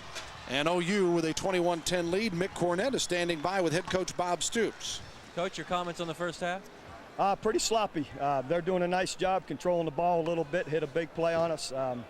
Offensively, we've driven the ball several times, come up with no points, missed a couple of field goals, and don't convert on 3rd down to keep the drive going. So we got to be sharper. You don't make any changes? No, hopefully we just execute a little bit better. Okay. Good luck, Coach. Okay. All right, Bob Stoops. Thanks, Mick. Thanks to Coach Stoops for his cooperation as Oklahoma, sloppy or not, up 11. It's halftime, and when we come back, we'll visit with the Oklahoma Athletic Director, Joe Castiglione. Stay with us here on Fox Sports Net. Back on Owen Field with North Texas coach Daryl Dickey. Coach, what'd you tell your team at half? Well, we're hanging in there.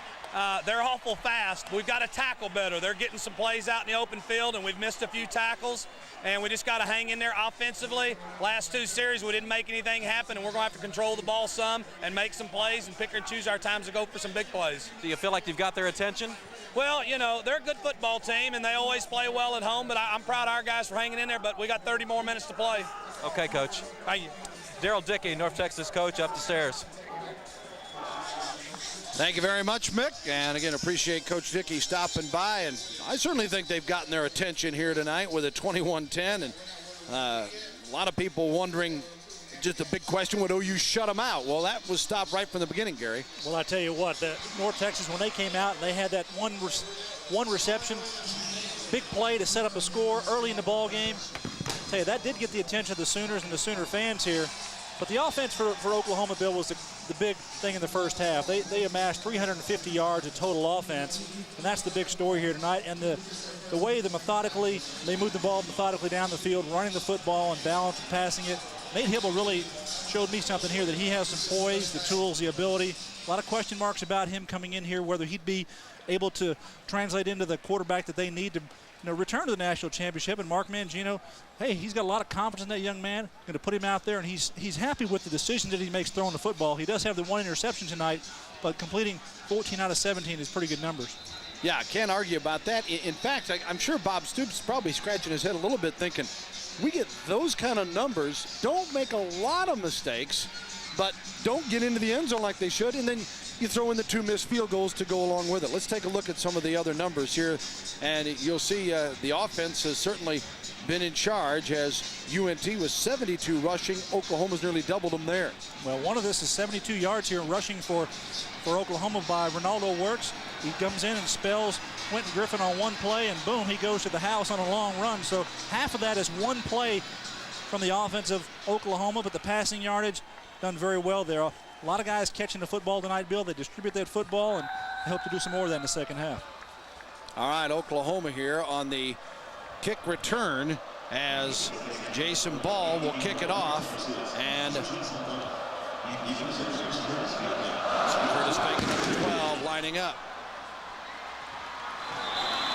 And the short kick, and OU going to get great field position here, as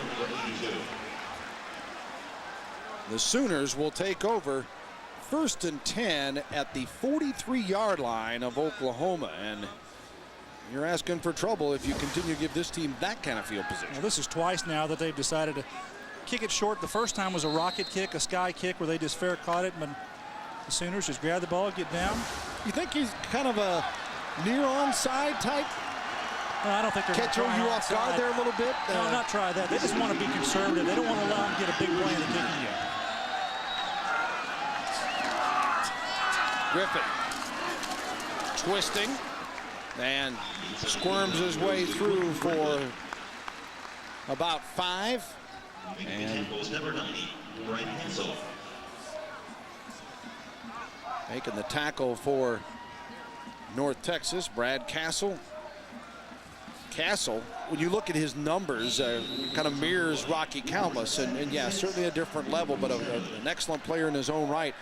115 tackles last year, 112 as a sophomore. And this was a guy who was a high school quarterback at one time. 2nd and 6 for Oklahoma. Hibble with a pump fake and batted down, nearly picked off by Taylor Casey. A couple of balls Casey's knocked down, and quarterback has to account for that guy right in front of him. He's got to be able to get in around him or get him through it. He's got to realize he's there. I think that ball almost hit him in the chest. Be 3rd and 6 for Oklahoma. 14-11 to go here in the 3rd period. 3rd and 6. Number 47.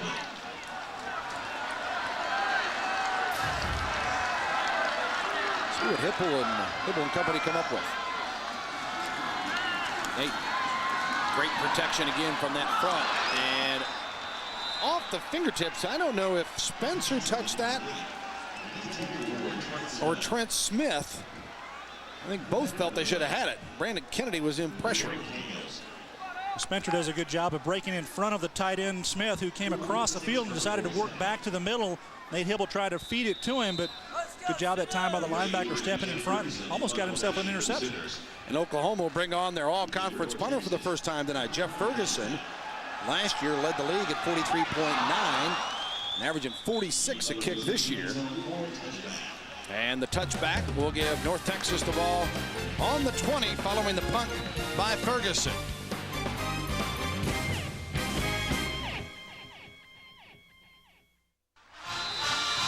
Well, not much of this crowd is left despite a heavy shower and the possibility of more on the way, as it's been closer than they would like. 21-10 Sooners, 3rd period, 13:58. And Hall and company with the 1st and 10 from their 20 on the opening series of this half for the Mean Green. Hall with a rollout and the completion to the 25-yard line as Dustin Dean, a senior from Sunnyvale, Texas, makes the play. Roy Williams, the stopper on the defensive side for Oklahoma. high percentage plays completion-wise for Scott Hall, the quarterback, getting out to Dustin Dean. Little play-action pass to get him out in the flat, get him open. Good execution that time. They're just going to force the defense to come up and make a stop and make a play. Got a good gain, though, 5 yards on first down, Bill. Dean, not much playing time in his first 3 years, mainly a special teamer at UNT. Makes it 2nd and 5, the ball on the 25. And out of the shotgun this time for sophomore Scott Hall. Out in the flank, and it is complete, but after the bobble, not much gain for Jamel Branch. Branch, you might recall, scampered 58 yards with the opening pass play that set up UNT's field goal. Roy Williams made the tackle on Branch this time. Well, the speed of Roy Williams is just amazing. He just gets the ball, gets out to the ball so quickly from his inside-out spot and makes good, sure tackles in the open field. Yeah, that hit me when Daryl Dickey said to Mick about, boy, they're fast. That's the one thing that you really can't see on tape or film, isn't it? That's exactly right. When you get on the field, the game speed is a lot different. You can't emulate that in practice. 3rd and 4 from the 26. In trouble and a sack. Oklahoma gets to Hall. Tommy Harris, the big freshman out of Killeen, Texas. 6'3", 275, and he gets the sack. Well, when we talked to their offensive coordinator and their quarterback coach, Ramon Flanagan, he told us that Scott Hall would have to make a decision when he plants his back foot. He's got to make that decision to get rid of the football. If he hesitates, Oklahoma's going to get there. That's exactly what happened. Good job, good rush at time inside by Tommy Harris.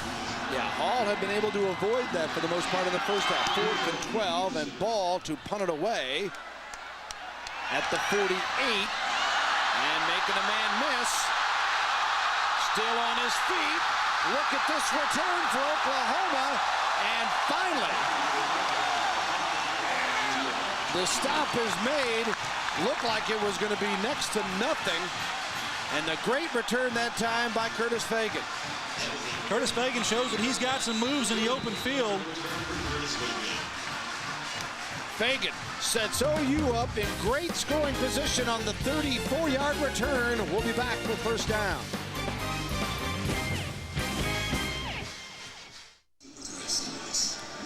Oklahoma with the field goal good by Duncan and ups the lead to 24-10. Let's go down to our sideline man, Mick Cornett. I'm with Oklahoma wrestling coach Jack Spates. What a great tradition the wrestling program has.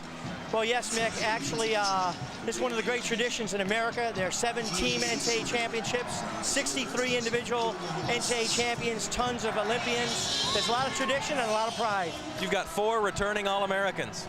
Yeah, it's a great year for us. 4 out of the 5 All-Americans return, along with 10 national qualifiers. So we're real excited. All right, what do you think of the game tonight? I think I got my money on the Sooners. Would you like to have Quentin Griffin on a wrestling team? I think we can use a few of those guys, and I'm sure they'd like to have some of ours. All right, Jack, good luck this year. Thanks so much. All right, Sooners are ranked number 3 in the country in wrestling. Thanks, Mick. And yeah, Jack Spates doing a nice job here at Oklahoma restoring that great wrestling tradition. The kick not returned by Branch as he downs it, and Duncan does his job again here after hitting the field goal to make it a 24-10 ball game. Bill Lamb, Gary Reasons, Mick Cornett with you. And that capped off just not really a drive, but it came via the turnover after the fumble by Marshall on the pass reception. Well, those are important things. Whenever you get a turnover, you want to turn those into points. Good job that time by the offense. Moved it down into field goal range and executed with Tim Duncan. Marshall at the top of the screen, Howard to the bottom on a 1st and 10 for UNT on its own 20, down 14. Marshall in motion for a moment. Fake to Galbraith. Ball rolls out. Throws it away. No flag.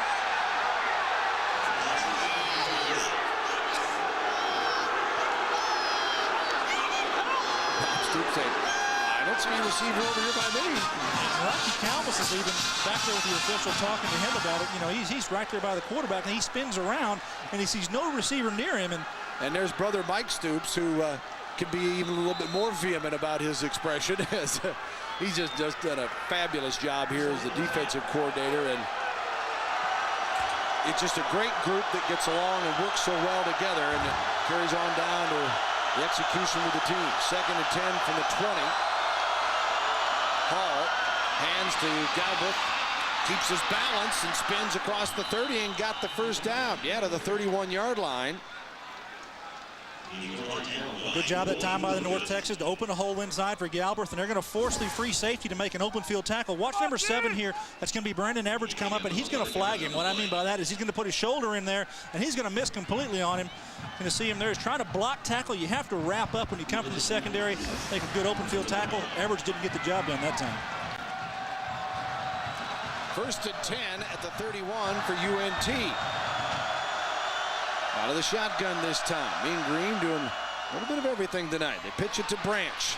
Looking for a block. Stopped at the 35. And good job by the OU defender, Roy Williams, to shed that blocker and make the stop. Well, that's just speed on the defensive side of the ball for the Sooners. Go ahead and stretch it out. They're going to try to pass it to the outside, but the defense is just too fast. And then you take these plays, throw them behind the line of scrimmage, and before you know it, you're going to have the defenders right there. You see Teddy Lehman coming from his inside, and Williams just fights off the block to make the play.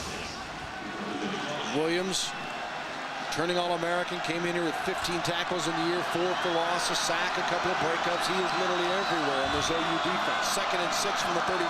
Marshall in motion. Ball hands off to Galbraith. Slips a tackle, but someone came in with a big hit. Derek Strait, Everidge was there again. I think, yeah, those two guys. Brandon Everidge had a game a week ago, Bill. A dozen tackles in that game against Air Force. He came up and filled the run very well, and he's showing that as a free safety, he can come up and take it. Watch him here, Phil, from the backfield and defense. Take a listen to it. Brandon Everidge.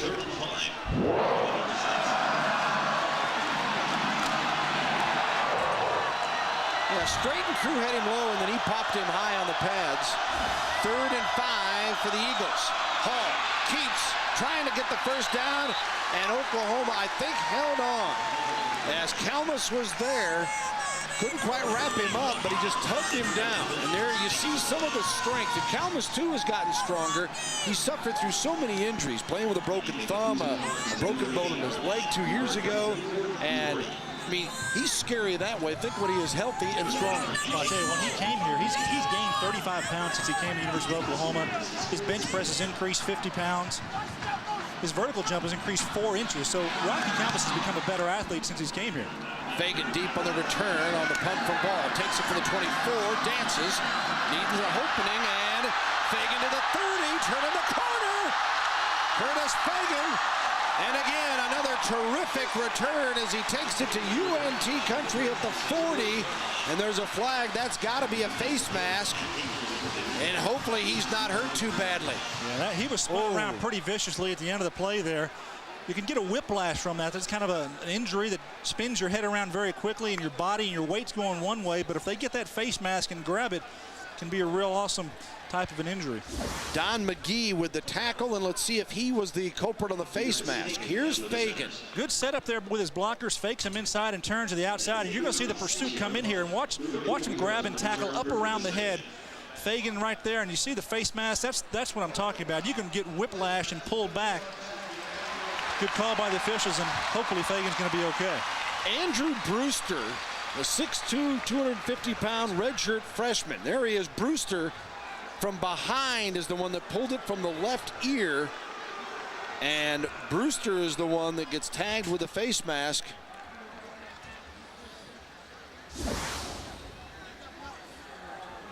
He got it pulled pretty good. His whole body was going one way, Bill, and the hand pulled him back the other way. And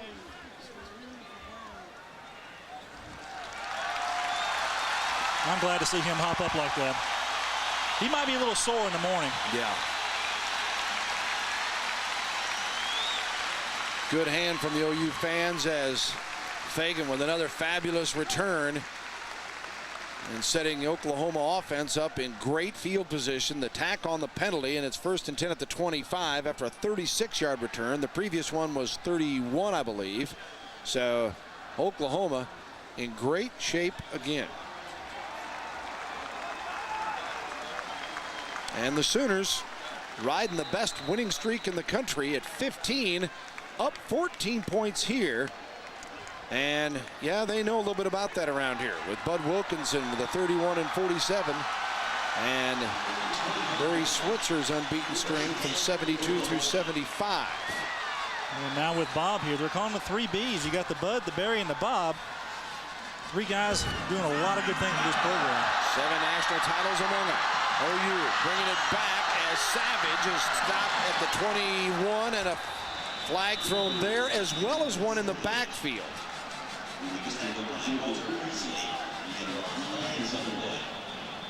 Multiple flags here and different calls, I got a feeling. So there you see the initial holding against OU. Well, you've got the reverse play, and Savage is going to come across. But watch over here as they get out front on the front of the play. You have to hold your blocks a long time, and that's what the penalty is going to be here. You're going to get a penalty right up here. You got the holding going on.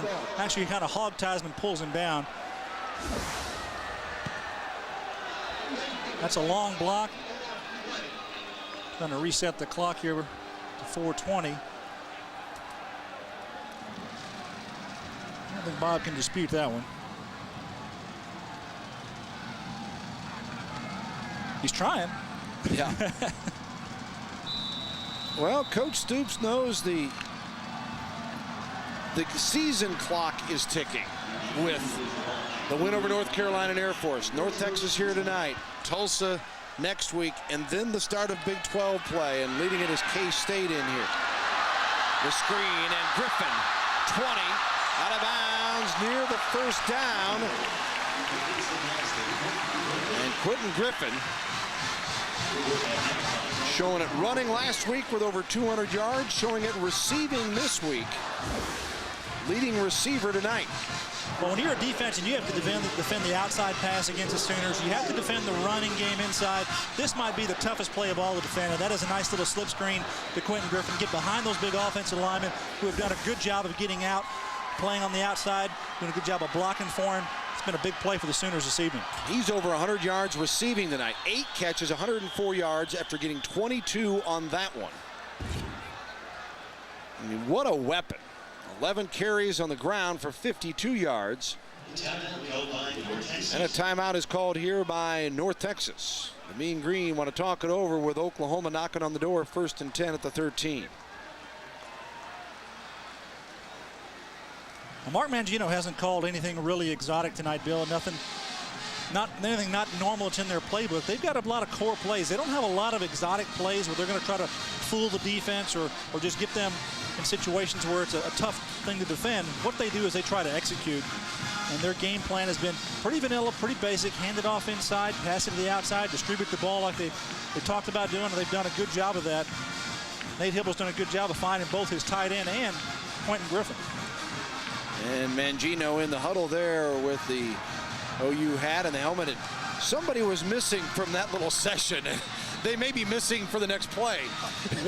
One thing Mark Mangino is really a stickler on is fundamentals. He is really wants to get back to the basics on every situation.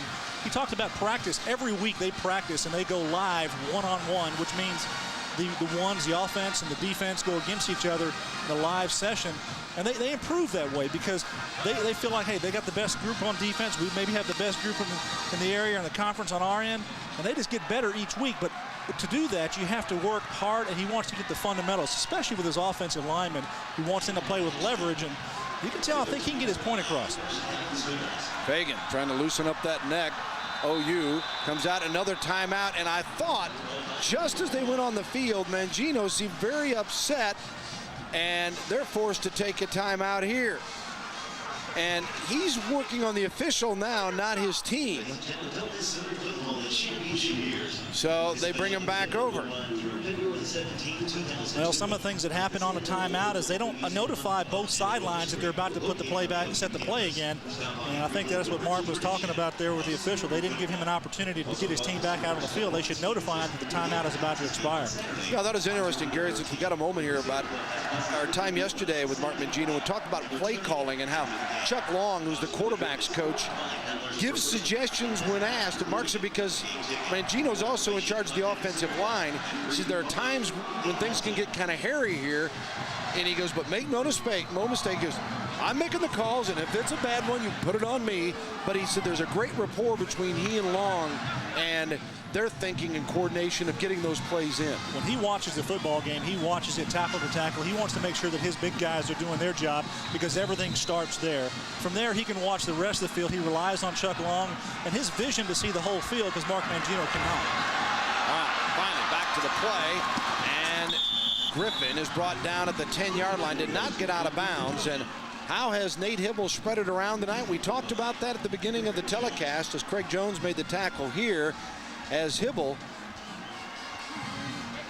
21 of 31 for 251, and those 21 passes have gone to wide receivers, 7 for 95. The tight ends have made 5 grabs, I think all of those to Smith, and the running backs with 8 for 125, and Griffin has got those. And here's Hibble looking across the middle at the 5, rolling. Did he get in? Nah, no signal yet, no. He probably landed right on the 1-yard line trying to scoot in. Good job that time by Savage trying to adjust and get up the field. As soon as he caught the football on the little in route, tried to stop because he knew a defender was right in his way and turned back and tried to backpedal into the end zone, Bill. Savage just missing. If he falls on the other side of his back, he might have gotten it. As Knowlton was covering on the play, Antoine Savage sets up a 1st and goal from the 1. And Hibble doesn't fool around, and Nate takes it in himself as the Sooners now stretch it out a bit. Oklahoma 30-10. Duncan coming on for the PAT.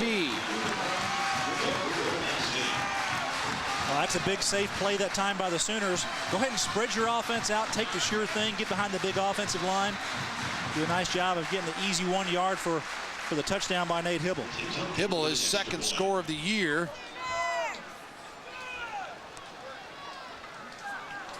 And Duncan for the point after. Jason White is holding on the play, and the whistles. Many penalties as we've had tonight. No surprise we get one in the kicking game here. On the offense, 5-yard penalty, retry. Dumbass, man. 15 penalties tonight on the two teams, Gary, and we still got 3:03 to go in the 3rd. I'm sure neither coach is going to be happy about that.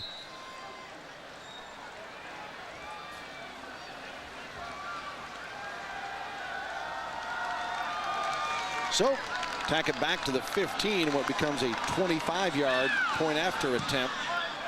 And another flag as Duncan splits the uprights, but hold it again here. Holding against Oklahoma. You see McGee applauding the call. That'll push it back another 5. And the crowd's about had enough too.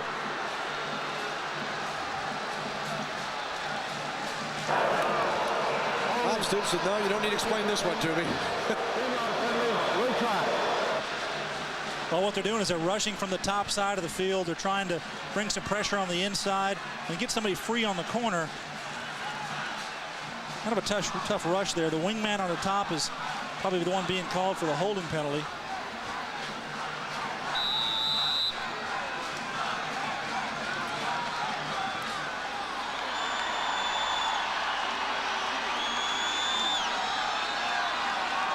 Duncan, this time, a 35-yard PAT. No good. And it's 30-10 and stays there. With 3:03 to go in the 3rd quarter. Well, we got a moment here. Let's talk about some of the good stuff that's been going on around here over the years and just the number of awards that individuals have won. For example, the Heismans with Vessels, Steve Owens, Billy Sims in '78, the Walter Camp trophies, and Owens and Sims. Heupel last year was back to 56, and Jerry Tubbs, the great OU center. Brian Bosworth, who won a pair of Butkus awards that Kalmus is certainly the leader going into this year for, and certainly had damaged his result or his opportunity with his play so far this year. Lombardi, the Outland trophies. Just look at the names, Bill. I mean, that's tremendous. The names and the legends that the University of Oklahoma has had and received all these honors, and very deservedly so. Rocky Ricky Kalmus and the Sooners. And OU will kick it off up 30-10. Taken too deep in the end zone. And stopped at the 12-yard line. Nothing doing that time. Not a great decision by Branch. And guess what? We've got a flag on the play. Well, that'll shock you at home. And 2:55 to go here in the third period. And they're going to march it back against UNT to the inside the 6-yard line. Duncan's miss, by the way, just his second on a PAT in the last 73 attempts, but put a little asterisk by that since it was more like a 35-yard field goal. While the crowd is going to spew its venom on the toward the officials, instead they'll just put it on UNT right now. Anytime they get them backed up in that end zone, let's see what happens. Last time in this situation, as Hall calls a timeout, OU got a fumble recovery after a pass reception. And North Texas going to take a timeout with 2:55 to go here. And let's send it down to Mick Cornett with a little bit more of info on Fagan. Officially, the Sooner training staff not releasing any information, as is their custom, but Curtis Fagan is walking around, moving his neck around, seems to have some sort of a sore neck. He has put his helmet on a couple of times.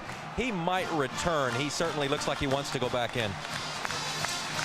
Yeah, that's the case with most of these guys. That's part of the problem with injuries sometimes, because they all want to play all the time, and they know that the guy that takes the place, it might be like a Wally Pipp situation around here, because there is lots of talent sitting there on that bench. But I know they're not going to risk anything with Fagan. Now that's going to be the thing. They're going to caution it. They look here at the timeout situation. A lot of time running off the clock here for North Texas. They've got to move the ball a long way now, Bill. It's on about almost the 6-yard line coming out.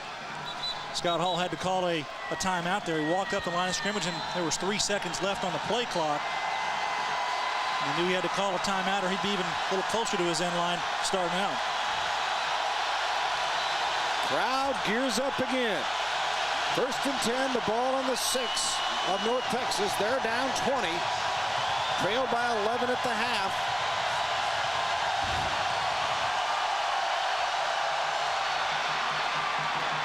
Right up the middle, and the second effort nearly gets him the first down. As Cobb's great effort, freshman from Tecumseh, Oklahoma. Patrick at 5 carries, 16 yards coming in. Nice job here. Well, Cobbs does a nice job running the ball. Watch the safety here. Brandon Edwards come up and try to block tackle again. That's twice now he's missed, and both times the running back has done a good job of avoiding him. Safety's got to come up. They've got to square up, and they've got to wrap up. Brandon Edwards isn't doing that tonight. Cobbs, who had 32 touchdowns his senior year as an All-Stater here in Oklahoma, gets the call again. This time he is met by Teddy Lehman and crew. Very close to the first down. Teddy Lehman showed that he's a pretty capable middle linebacker, does a good job of getting off the block and then making a good square tackle on the back coming through.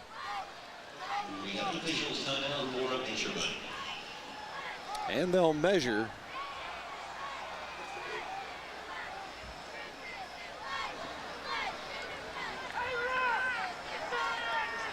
Got it. So North Texas comes out of that din and will keep possession here. 2:12 to go in the third period. The Sooners, a pair of touchdowns from Quentin Griffin, one from Renato Works, one from Nate Hibble, and a field goal from Duncan, lead it 30-10. But North Texas being stubborn here.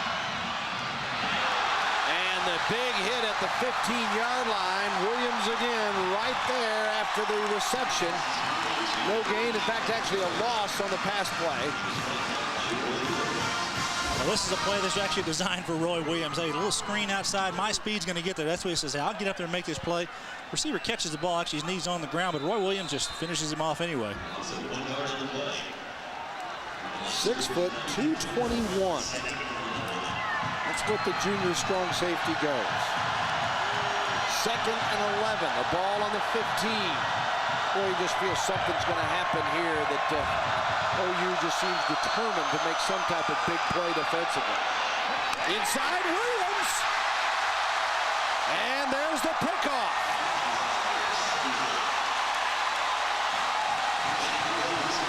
Roy Williams with the interception.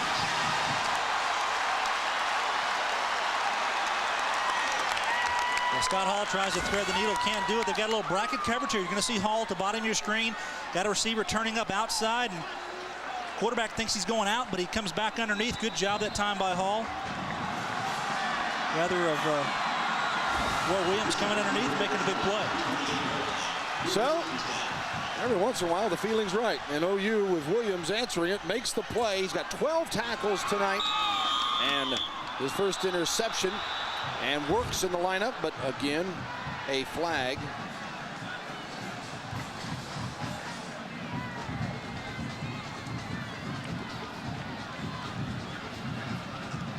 Yeah, Josh Norman, actually one of the wide receivers at the top of the field, called a timeout, Bill. Had a misalignment there, and rather than taking the penalty, called the timeout. Both teams with one timeout remaining, and in this type of game, it's really kind of rare that you would see 20-point game and both teams using timeouts. It's just been a sloppy night. There's no other way to get around it, even though there's been a lot of excitement in different plays, but the penalties, and there's been no rhythm to this game. That's right. At times, there's been real crisp play for Oklahoma's offense. They move the ball very well, passing the ball, running the ball. But every now and then you kind of get a little hiccup in the road there, and a lot of penalties tonight on both teams coming out there and doing something a little bit wrong, and kind of slows everything down. You take a look at Roy's interception tonight, and 12 tackles, been a very busy man. Yep, and the tackle for the loss the play before, and you could almost sense that he smelled something coming, and he came right back and got the pick on the next play. And now the ball on the 28 with Oklahoma 1st and 10. Here's Works to the 25-yard line, picks up 3, 2nd and 7 coming up for Oklahoma.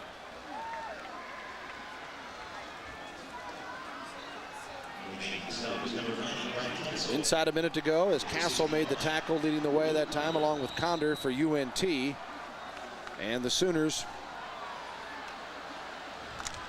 2nd and 7 from the 25. 3 receivers come to the near side.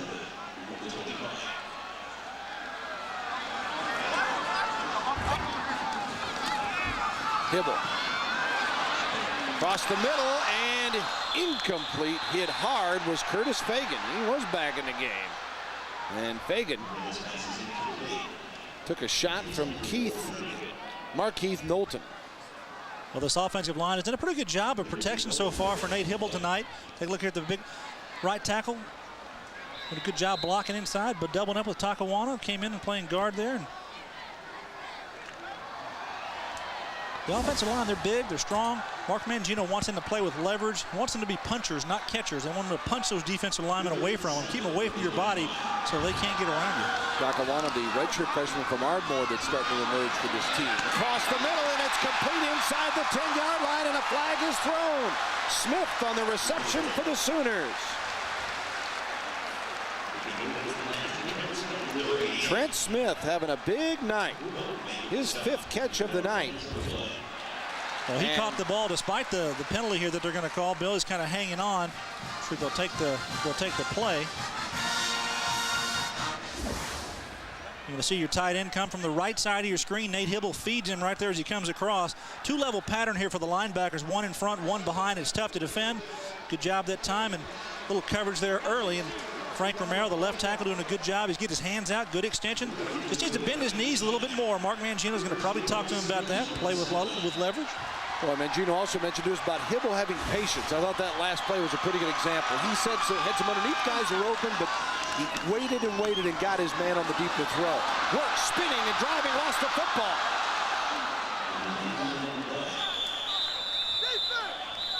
Well, sometimes that happens when you spin. Running backs, they do that. They get a little contact, and instantaneously they spin around, and somebody pops it on the football. Their hat comes in, and that one popped up pretty high, and the defense comes up with it. Luke Condor, I believe. Yeah, sophomore out of Midland. He makes the play. And North Texas stops OU again and will get the football. Not a pretty position, but excited to get the football back. You see here, Ronaldo works, big, strong guy. He's a lot different runner as he spins and trying to make more yardage. Comes from the backside. That's number 50 like a doing a foot good job. knocked that out. I don't think it was a hand. That was just a player tumbling whose back heeled it out of there. UNT, the good news, got the ball for the Mean Green. The bad news, it's first and 10 from their own 3.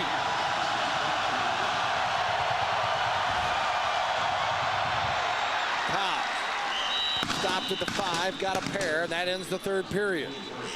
Third quarter comes to a close with Oklahoma a 20-point leader. It's 30-10, Oklahoma. Calmus and the Sooners back with the fourth in a moment. Welcome back. 30-10 is Oklahoma with a 20-point lead as we move into the fourth quarter. And one of the reasons, the great play of Roy Williams, the Oklahoma All-American free safety.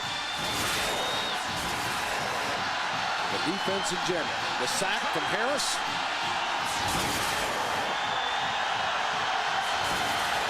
Calmus on the stop.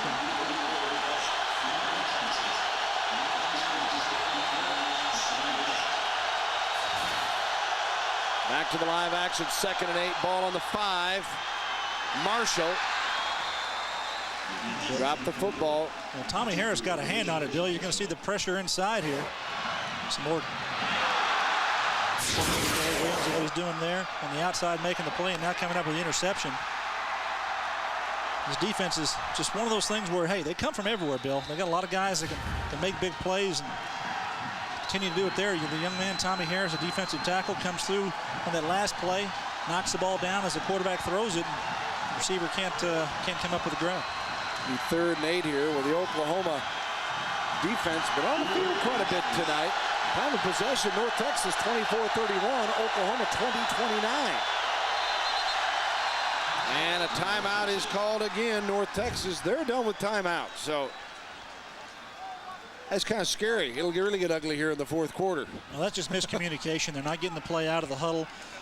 It's communication from the sideline to the huddle, getting the play up to the line of scrimmage with enough time to execute. He keeps walking up there, and hey, we got down to 3-4 seconds on the 30-second clock, and he's going to call timeouts. He's burned them. Well, let's take a look again at some of the OU tradition here as we've got a moment here as we start the fourth period. And certainly you can't talk about tradition of Oklahoma football without mentioning the great Steve Owens, who back in 1969 set a still-standing record of 358 carries for 1,523 yards.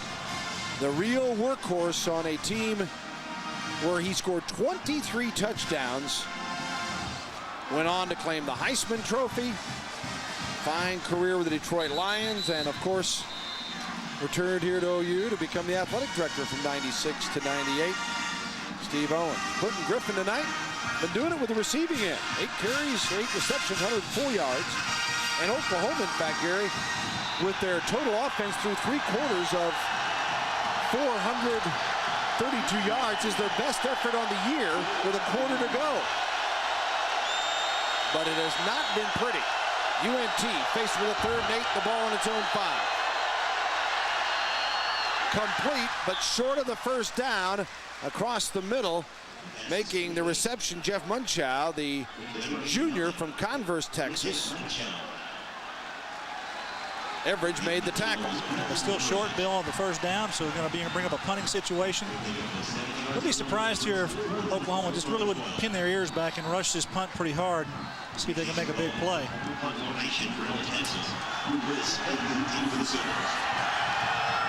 Oklahoma. Yeah. Fagan back in the game as a returner. The kick by Ball. Fagan will have an opportunity from his own 47. Slipped by a couple. Flags everywhere, and stopped at the 45-yard line of UNT. And we'll sort it out again. UNT, 177 first half yards, 62 in the second half. So the defense is certainly stiffened for Oklahoma. Illegal block in the back by the return team. 10-yard penalty. First down. We'll take a brief break here. We'll see if they can clean it up here. Final 14-10. Oklahoma with a 20-point lead, 30-10.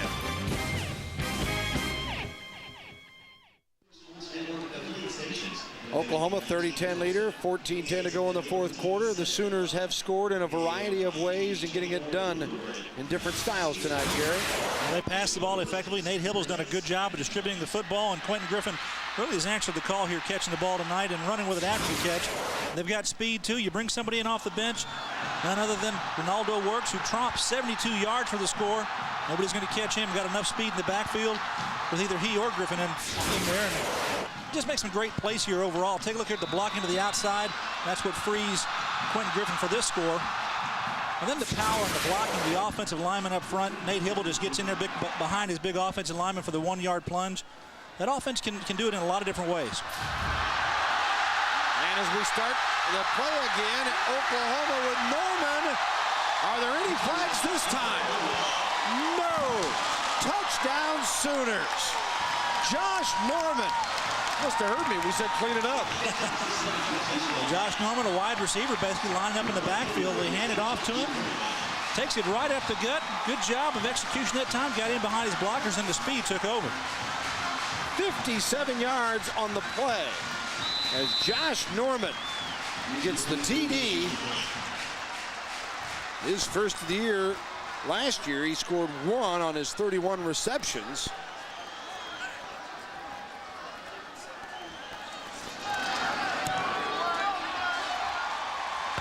And Norman now with 5 catches, 117 yards.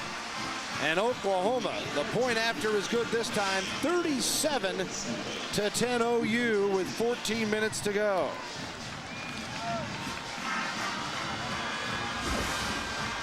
We'll take a look here at Norman. He's going to come in here and get in behind the receiver screen. Do a good job of execution. Step up, come back, get the ball. And watch the blocking emerge out front, and he just kind of threads the needle, gets in behind his big offensive lineman. Then he gets the pursuit of the defense, over pursuing, and he takes it right down the heart of the field. And he shows the speed that he has as a wide receiver. Excellent job by the offense and putting another score on the points on the board for the Sooners. 37-10 Oklahoma as Josh Norman, and that exceeds his previous best. His longest play was 55 yards, and this one going 57, and Oklahoma makes it 37-10. And we'll kick it off with Tim Duncan.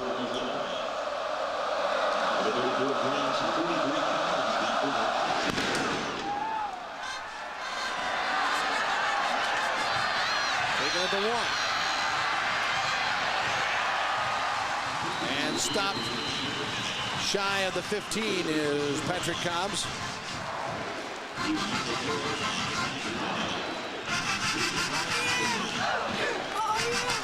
OU fans riding the crest of that national championship from a year ago and ranked number 3. You guys know how to do it.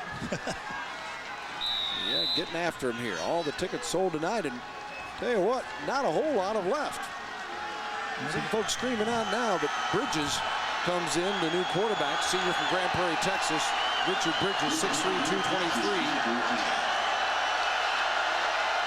He started the first couple of games last year for North Texas Bill, and Scott Hall came in and played the remainder of the season.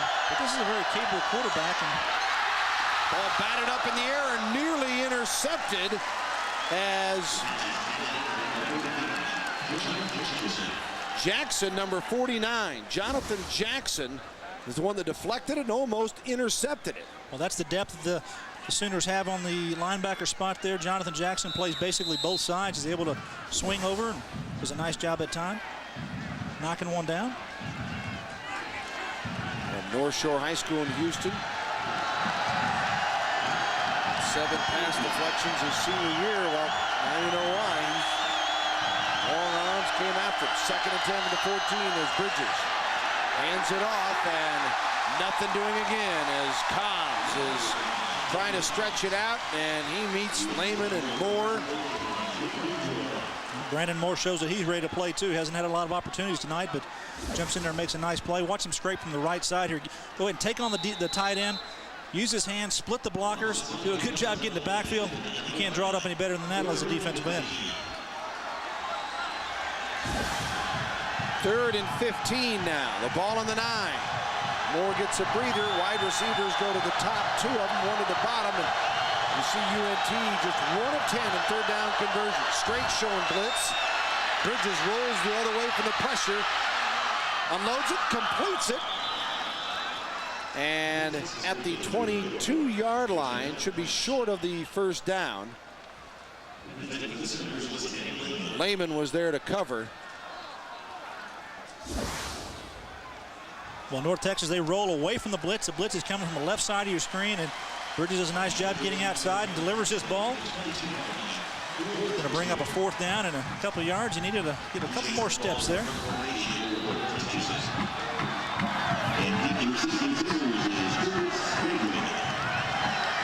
Fagan goes back to receive the punt from Ball. Denton Sr. again just gets it off, and Fagan dances by 1, and then good pursuit that time as following up to make the tackle for UNT, number 11, Scott Hall, I believe, was in. Or 81, I beg your pardon. We'll take a break here with timeout call. 37-10, Oklahoma here in the 4th quarter as the Sooners line up 1st and 10 from the 39-yard line. Nate Hibble still calling the shots. And the draw play, never a chance to really develop. Quentin Griffin is stopped. Actually no gain on the play. Not really surprised that Nate Hibble has, not being pulled out of the ball game here, because he just wants his offense to work. They want to get into a sync. They want to get some rhythm, and this is an opportunity to get that done. They've been sputtering at times, Bill, but sometimes they've, when they put things together, they can move that ball effectively. Yeah, and he's an inexperienced junior. I mean, that's they got to get him to go. Complete to the 45-yard line. Griffin on the reception. Casey and Castle make the tackle, and that doesn't mean that they still don't think the world of Jason White, Hunter Wall, and some of the others here, that it was a neck-and-neck competition between Hibble and White. But when they made the decision to go with Hibble, Bob Stoops has shown the confidence in him, realizing that he's got to play and play a lot if he's going to develop. And Hibble has been very sharp tonight. 25 of 36 for 340 yards. And with every completion, just more and more confidence comes along with it. Well, that one bounced right off the chest of Josh Norman. Nate Hibble delivered it right on target, right on the numbers between the linebackers. And Josh is saying, I got to catch that one.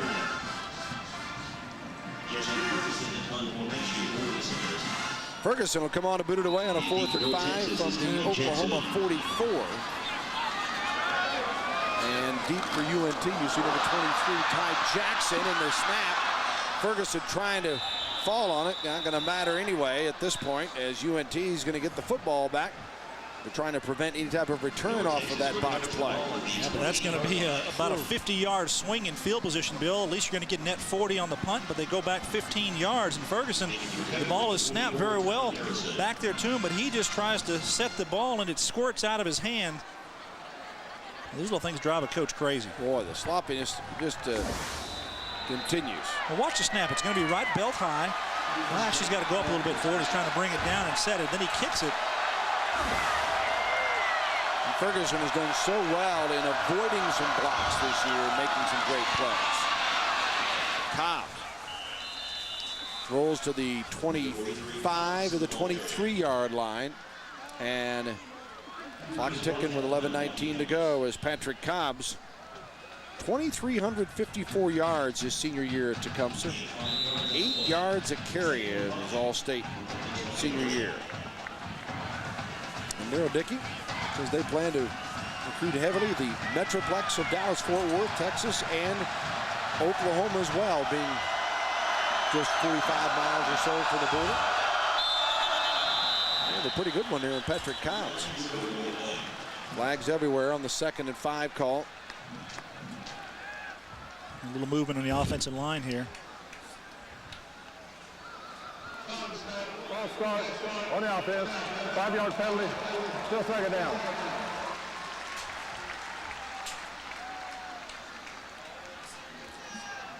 .10:52 remaining, and that'll make it 2nd and 10 now from the 28-yard line for the Mean Green.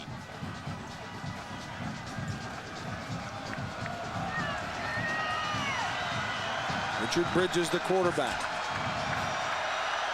2 starts in his junior year. Coming on in relief of Hall tonight. Sets up, knocked away, and nearly picked off.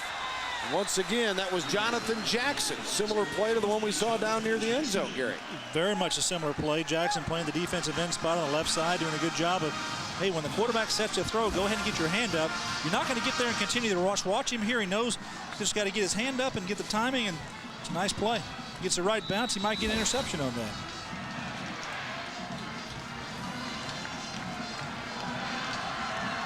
Third and 10 now on the 28. So UNT, after getting the fumbled snap, yet to make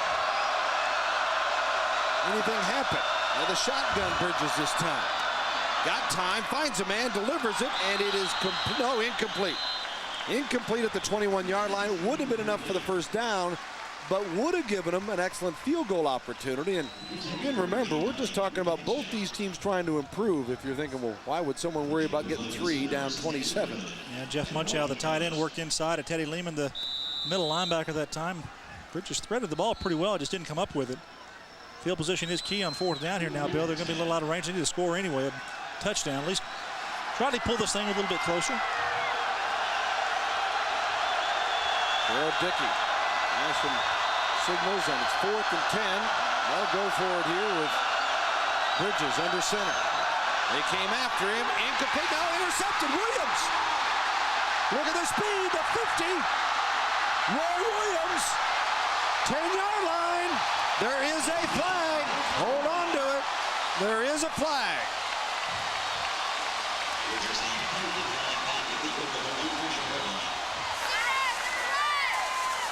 The celebration quieted.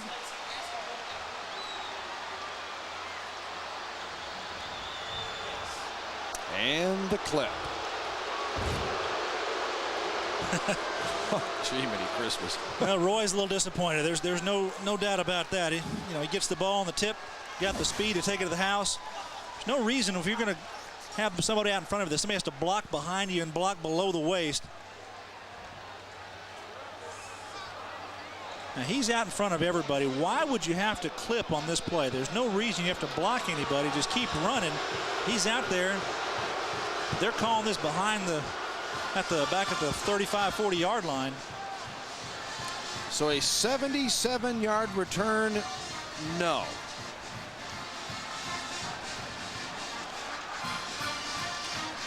It's happened somewhere near the line of scrimmage, and yeah, the interception stands. So Williams gets his 2nd pick of the night, but yeah, that's really got to be frustrating for a defender like that to go in thinking. Here's Hibble, gotten all day. Just a second. Rolls out. Nate Hibble, incomplete. And a flag thrown. He may have crossed the line. I don't know. Nope, going to be holding against Oklahoma. Just going to say for Williams particularly, Gary, when he sees that situation, knowing, well, there's going to be a penalty here because there ain't anybody around me. Oh, that's right. I don't need any help this time. Everything's behind him. He shouldn't get a penalty on that play, but it happened. And now there's been 12 penalties. 105 yards totaled against OU.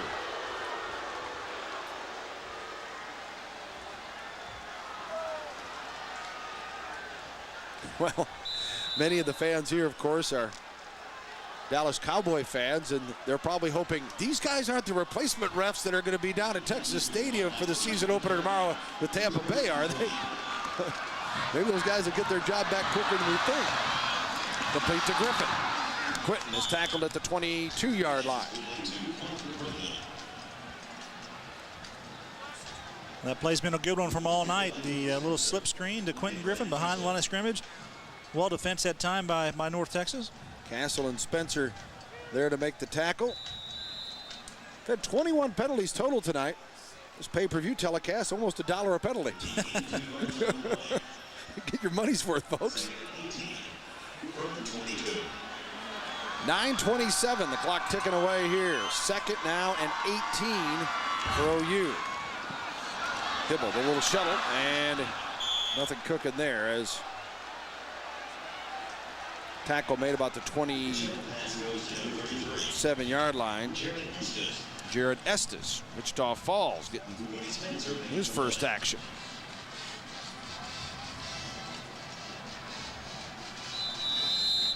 Estes, 6'1", 180, sophomore. And it's 3rd and 17 at the 23-yard line. OU just 4 of 10 third down conversions. Here's Hibble. Gets away from one man and completes it as Smith, or is it Donnelly, makes the reception. That's Donnelly. Lance Donnelly gets his second grab of the night, and OU will have to kick it away as it's going to be 4th and 10 from near the 30-yard line. And Justin Claiborne made the tackle that time for North Texas. Take a look here at the right tackle, Howard Duncan, and what he does on the outside. Good job, work his defender up the field and just stay with him. Don't allow him to come back, but Hibble steps into the line of fire and gets a hand on the quarterback. But good job that time by the big tackle. Ferguson, a little high snap that time, but got it away quickly. Not much height. Line drive. And flag thrown again as the tackle is made around the 37-yard line. And Roy Williams making the stop. Ty Jackson was the receiving player, and this one is against UNT.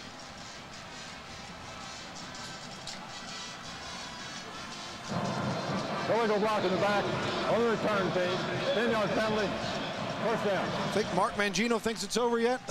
No. No, he's down in there. He's going to get these guys fired up. He's going to correct them. He's going to coach them for the very, very last play. Take a look here at the play, see if you see the penalty. And there's a penalty right there. You got him right there on the middle of the field.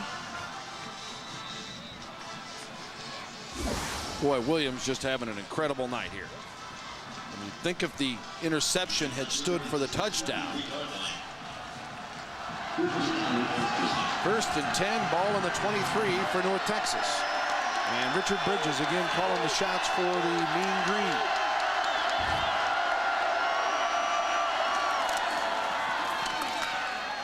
Hand off to Cobb, stop to the 25-yard line. Tony made the tackle.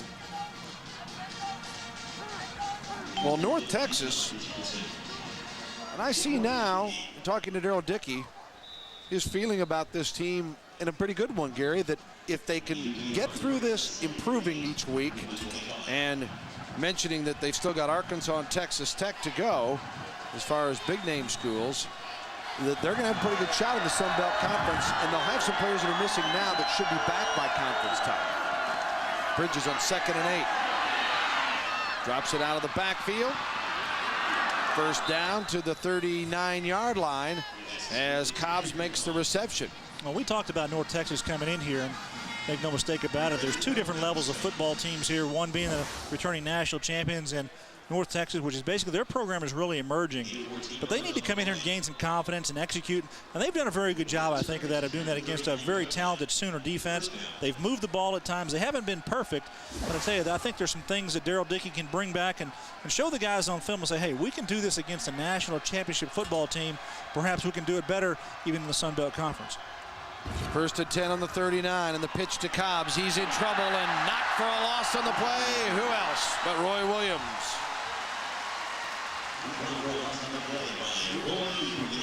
Williams right there.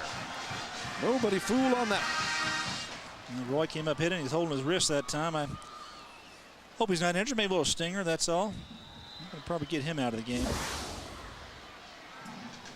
just out in the open field, it's kind of a rare thing to have players that have enough body control to go in and make plays time after time, and Roy seems to have that natural ability.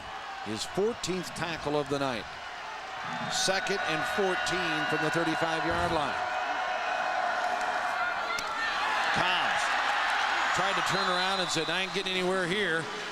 And stuffed this time by Wilkerson, Jimmy Wilkerson. We talk about North Texas, that their 7th year in returning to Division 1A after being 1AA in the Southland Conference, and their 1st year in the Sun Belt. And they feel it's a better fit because many of the schools are at least much closer to Denton, like Louisiana Monroe, as well as ULala and Lafayette and Arkansas State. The western schools, Idaho and New Mexico State, and along with Middle Tennessee.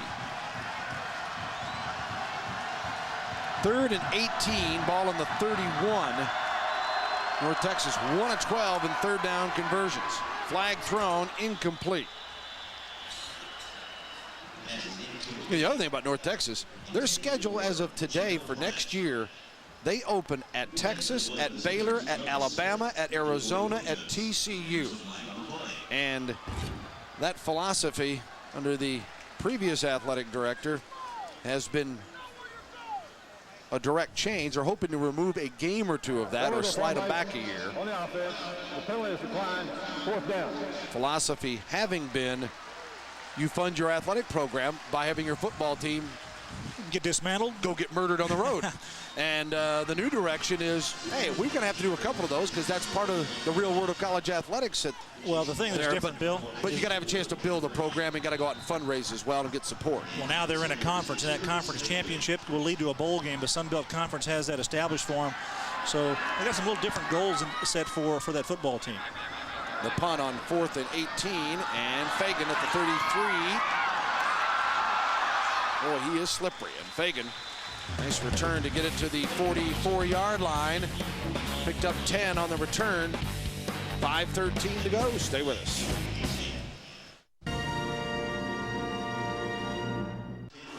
New quarterback for Oklahoma, Jason White, calling the shots. Hands it off to Griffin on the 1st down play from the 44. And Griffin moves it to midfield. Picks up 6. It'll be 2nd and 4. There's White, sophomore from Tuttle, Oklahoma. And Bob Stoops, when asked by a lot of the media at the Big 12 summer meetings and talking about Hibble and White, didn't know who was going to start then. He said, what's the difference? And he said, well, Nate's a better golfer and Jason's a better basketball player. And they're very similar. They're both big, strong guys that are excellent throwers. And White, and they're both virtually inexperienced as far as major college football. Just 2 games for White last year, didn't even get a chance to throw a pass. And they keep it pretty basic here as on the ground. Griffin beginning to wear down UNT, moves it to the 40-yard line, and that'll move the chains. And there is Jason White. This year 1 of 2 for 26 yards in the passing. And take a look. Real similar, these guys. The quarterbacks, all of them, the good height, the good size, and real good athletes, all of them. And that's a credit to this recruiting program here that they have at Oklahoma. Happy to have any of these guys on the field. The thing about Jason White, the coaches have a lot of confidence in him. They say that he might take a little more of a chance throwing the ball, trying to stick it in there down the field than Nate Hibble might. Pitch out. And rolling again is Estes. And flags everywhere after the whistle. And Jared Estes, nice pickup. Yeah, the other quarterback on that list was Hunter Wall, who is a redshirt freshman from Coppell, Texas, in the Dallas-Fort Worth area. Dead ball foul, personal foul against both teams. Will offset. 2nd down. There's been some words said there, huh? That, a little pushing, a little shoving, something. It's all post facto, though, and nothing really happened. That's Antoine, and Savage is...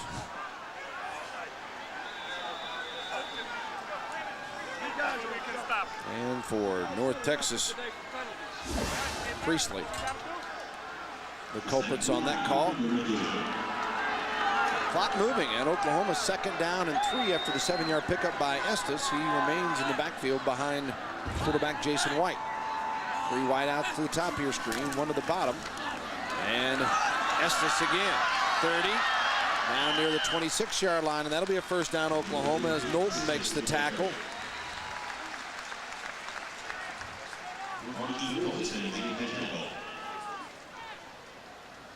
You see White, and the other quarterback that the people are asking about, of course, is Brent Rawls, who is the highly recruited All-American out of Evangel in Louisiana, and coaching staff very excited about him. Not making any commitments yet as far as redshirt or not. A lot of that will depend on what happens to the guys in front of him, but they're very thrilled with what they've seen from him in practice work. And you're seeing what depth they've got at running back, where Works comes in and rolls off a 72-yard touchdown run. Now Estes coming in fresh and moving forward again here, picking up some nice yards here in the final minutes of this game. Yeah, they get a lot of offensive linemen and some wide receivers in the game. This is an opportunity to get a little bit of experience. You never know what will happen down the road, Bill. Somebody may get dinged, and you have to put somebody out there, and this is the time that they're going to get some experience. And in a game like this, they might get thrown into the fire in one of the Big 12 contests coming up, and hopefully they'll be able to respond for you. 2nd and 8 at the 23 now for the Sooners as they lead it 37-10 here with 2:54 to go.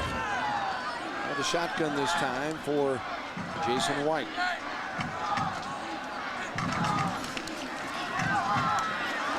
And completes it to near the 20-yard line. That was Josh Norman's play again that he scored on earlier. His 6th reception of the night. Taylor Casey made the tackle. And OU with 2 receivers over 100 yards. Griffin with 10 for 111. And Norman now with 6 receptions for 120 yards.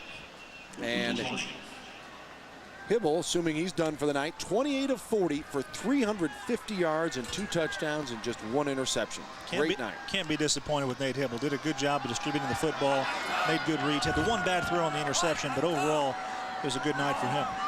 3rd and 5 at the 20-yard line. And good protection for White. Ball got tipped, I believe, as it goes out of bounds, incomplete. We'll stop the clock at 1:56.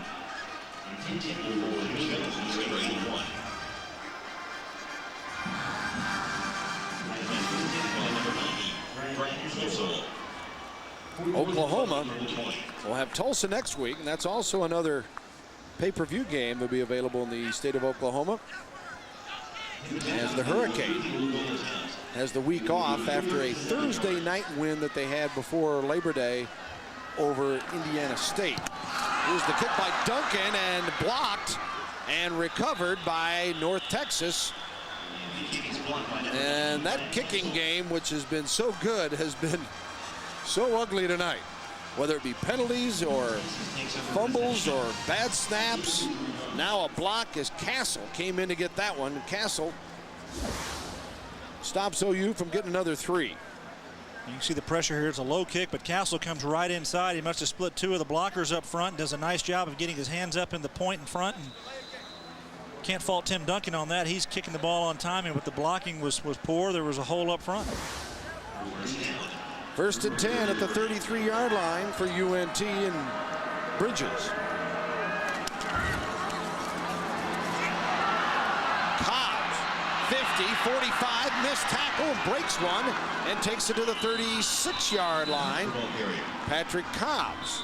Terrence Sims, the free safety, comes over, Bill, and for the cornerback on that side, and he was going to come up and hit Cobbs, but his knee or right leg just went out on him. You saw him coming up on the play to try to make a play, and they're out there attending to him now. Tried to plant his right leg, it looked like, and try to cut back on Cobbs and make a play, but just couldn't do it. It's Terrence Sims down.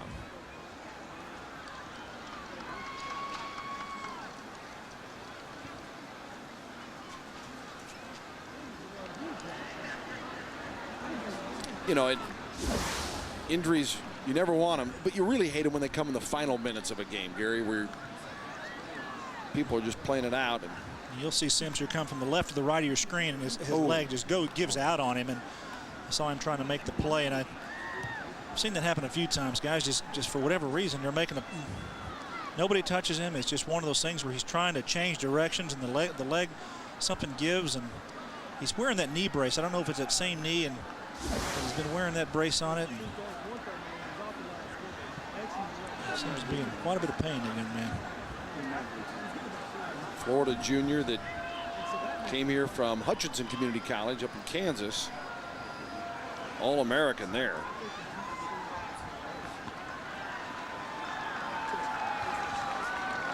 And they were trying to limit Everidge in his time tonight because of being banged up a little bit. And now Sims, that doesn't look good at all. So Oklahoma's got some depth, but it will be tested now. It's almost hear a pin drop here in the stadium. These Sooner fans all on their feet. Taking him straight to the locker room as Terrence Sims is carried off. Not good. Hopefully not too serious, as Oklahoma will have to, as mentioned, Tulsa next week, and it's a pay-per-view game that is on Cox Cable and Cox Communications throughout the state of Oklahoma. And then they'll have a week off before they start Big 12 play with Kansas State.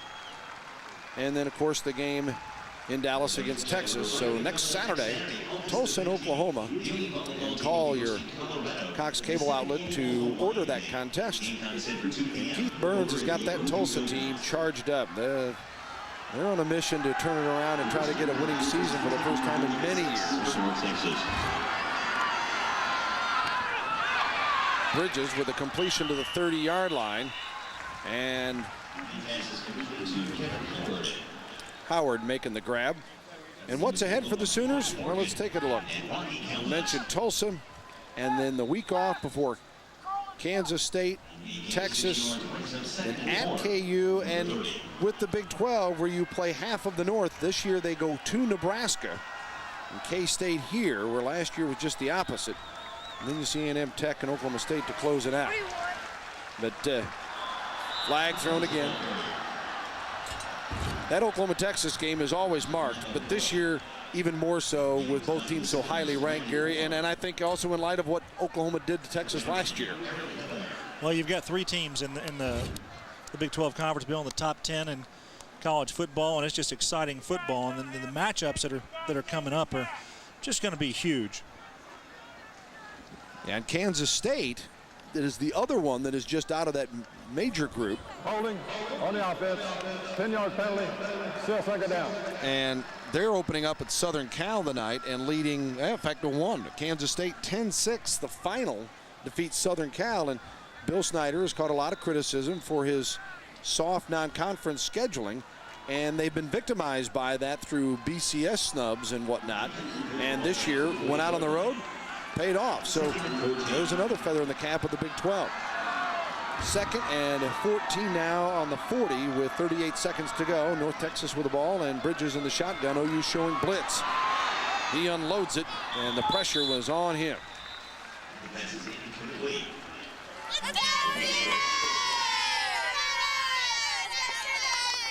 Lehman was all over him.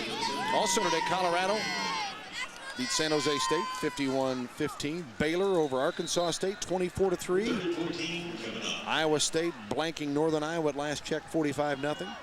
Missouri bouncing back with Southwest Texas 40-6 in the fourth. Oklahoma State and Louisiana Tech were tied at 20 last time they announced it here, and Les Miles trying to move that program along. They're opening up a loss at Southern Miss. Here's 3rd and 14, and Bridges again with Lehman in his face. Just has to unload the football, stops the clock with 28 seconds to go.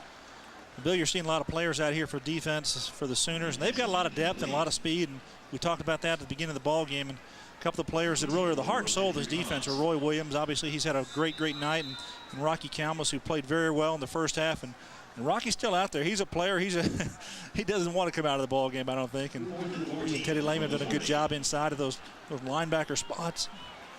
Teddy Lehman, with his speed, is going to be a player for a long time here at Oklahoma. He's going to make a lot of heads turn. 4th and 14, North Texas. Go ahead and try to go for it here, and Cobbs is tripped up near the 40-yard line. Oklahoma will take over with 23 seconds to go in the ball game. Roy's on the sideline getting a little break. Had a big night. Almost had a touchdown. Got it taken away from him, but nonetheless, I tell you, he put some numbers up on the board and a great performance on the field. And Oklahoma, another big night from Quentin Griffin, this time on the receiving end. 10 receptions, 111 yards, and 1 touchdown. And on the running end, 15 carries, 71 yards, and a score. Works 4 for 79 and a TD on the ground. And Hibble through the air, 28 of 40 for 350. 2 touchdowns and 1 interception, and long of 57 yards to Josh Norman. Norman made the most of that. Here's Estes, speaking of making the most of things, as Estes just running out the clock. Goes to the 41-yard line, and his number's going to look pretty good when it's all said and done if he gets another one like that. Well, they just keep rolling and keep putting it up there. We talked about it earlier that the talent level, I think, is a lot deeper at the University of Oklahoma. There's no doubt about that. The North Texas program is still emerging, and Bob Stoops, although there was probably a lot of good things he's going to take up in this ball game, the thing that he's going to concern himself is what kind of mistakes they made. But the big net of it is it's a 37-10 victory over North Texas. And he's going to go over and congratulate Darrell Dickey on a football game. And Oklahoma, the third-ranked team in the country, 37-10, the winner over University of North Texas, and the Sooners move it to 3-0 with Tulsa next. Griffin and crew taking care of the Mean Green and shutting them out in the second half. North Texas drops to 0-2 following this, and they'll head to Arkansas next week as Oklahoma a little bit sloppy tonight, and just the same, they get the victory 37-10, and the ball game was never really in doubt here in the second half after Oklahoma was at 21-10 at the half. And Mark Mangino and crew got a feeling they're going to have a pretty good week of practice around here. Well, they're going to have a lot of practice. And let's go down to Mick Cornett with Oklahoma head coach Bob Stoops. Coach, what you think? Well, it's always good to win, but it's hard to believe we did win as much as we did wrong. Set a record probably for penalties. Had, blocked field goal, drop punt. Just very, very poor. Again, it's we're fortunate to win, and hopefully we'll get better. You feel like you took a step backwards this week? Oh, sure. We sure didn't take one forward, that's for sure. So, we'll see. We got a lot to get on about and hopefully correct, and hopefully we will. Okay. All right. Thank you, Mick. And Bob Stoops. Sounds like they're going to practice tonight. Don't think it took a mind reader to figure out what's going on in that guy's head, huh? I tell you, he's going to win the locker room and set some things right. But there were some good things that they came with out on the field. They came away with, and that's what you want to build on. And hey, net is they're 3-0. They put up some pretty good points here, and a lot of good performances by the Sooners. And that never satisfies. One of the reasons they went 13-0 and won a national championship last year. And you can bet Tulsa will know what's in store when they come down here next weekend. Hope you enjoyed it tonight as Oklahoma wins it 37-10 over the University of North Texas. For Gary Reasons, Mick Cornett, and our entire crew, this is Bill Lansing. So long from Norman. Once again, the Sooners 37, the North Texas Mean Green 10. Remember, next Saturday, the Sooners take on the Tulsa Hurricanes.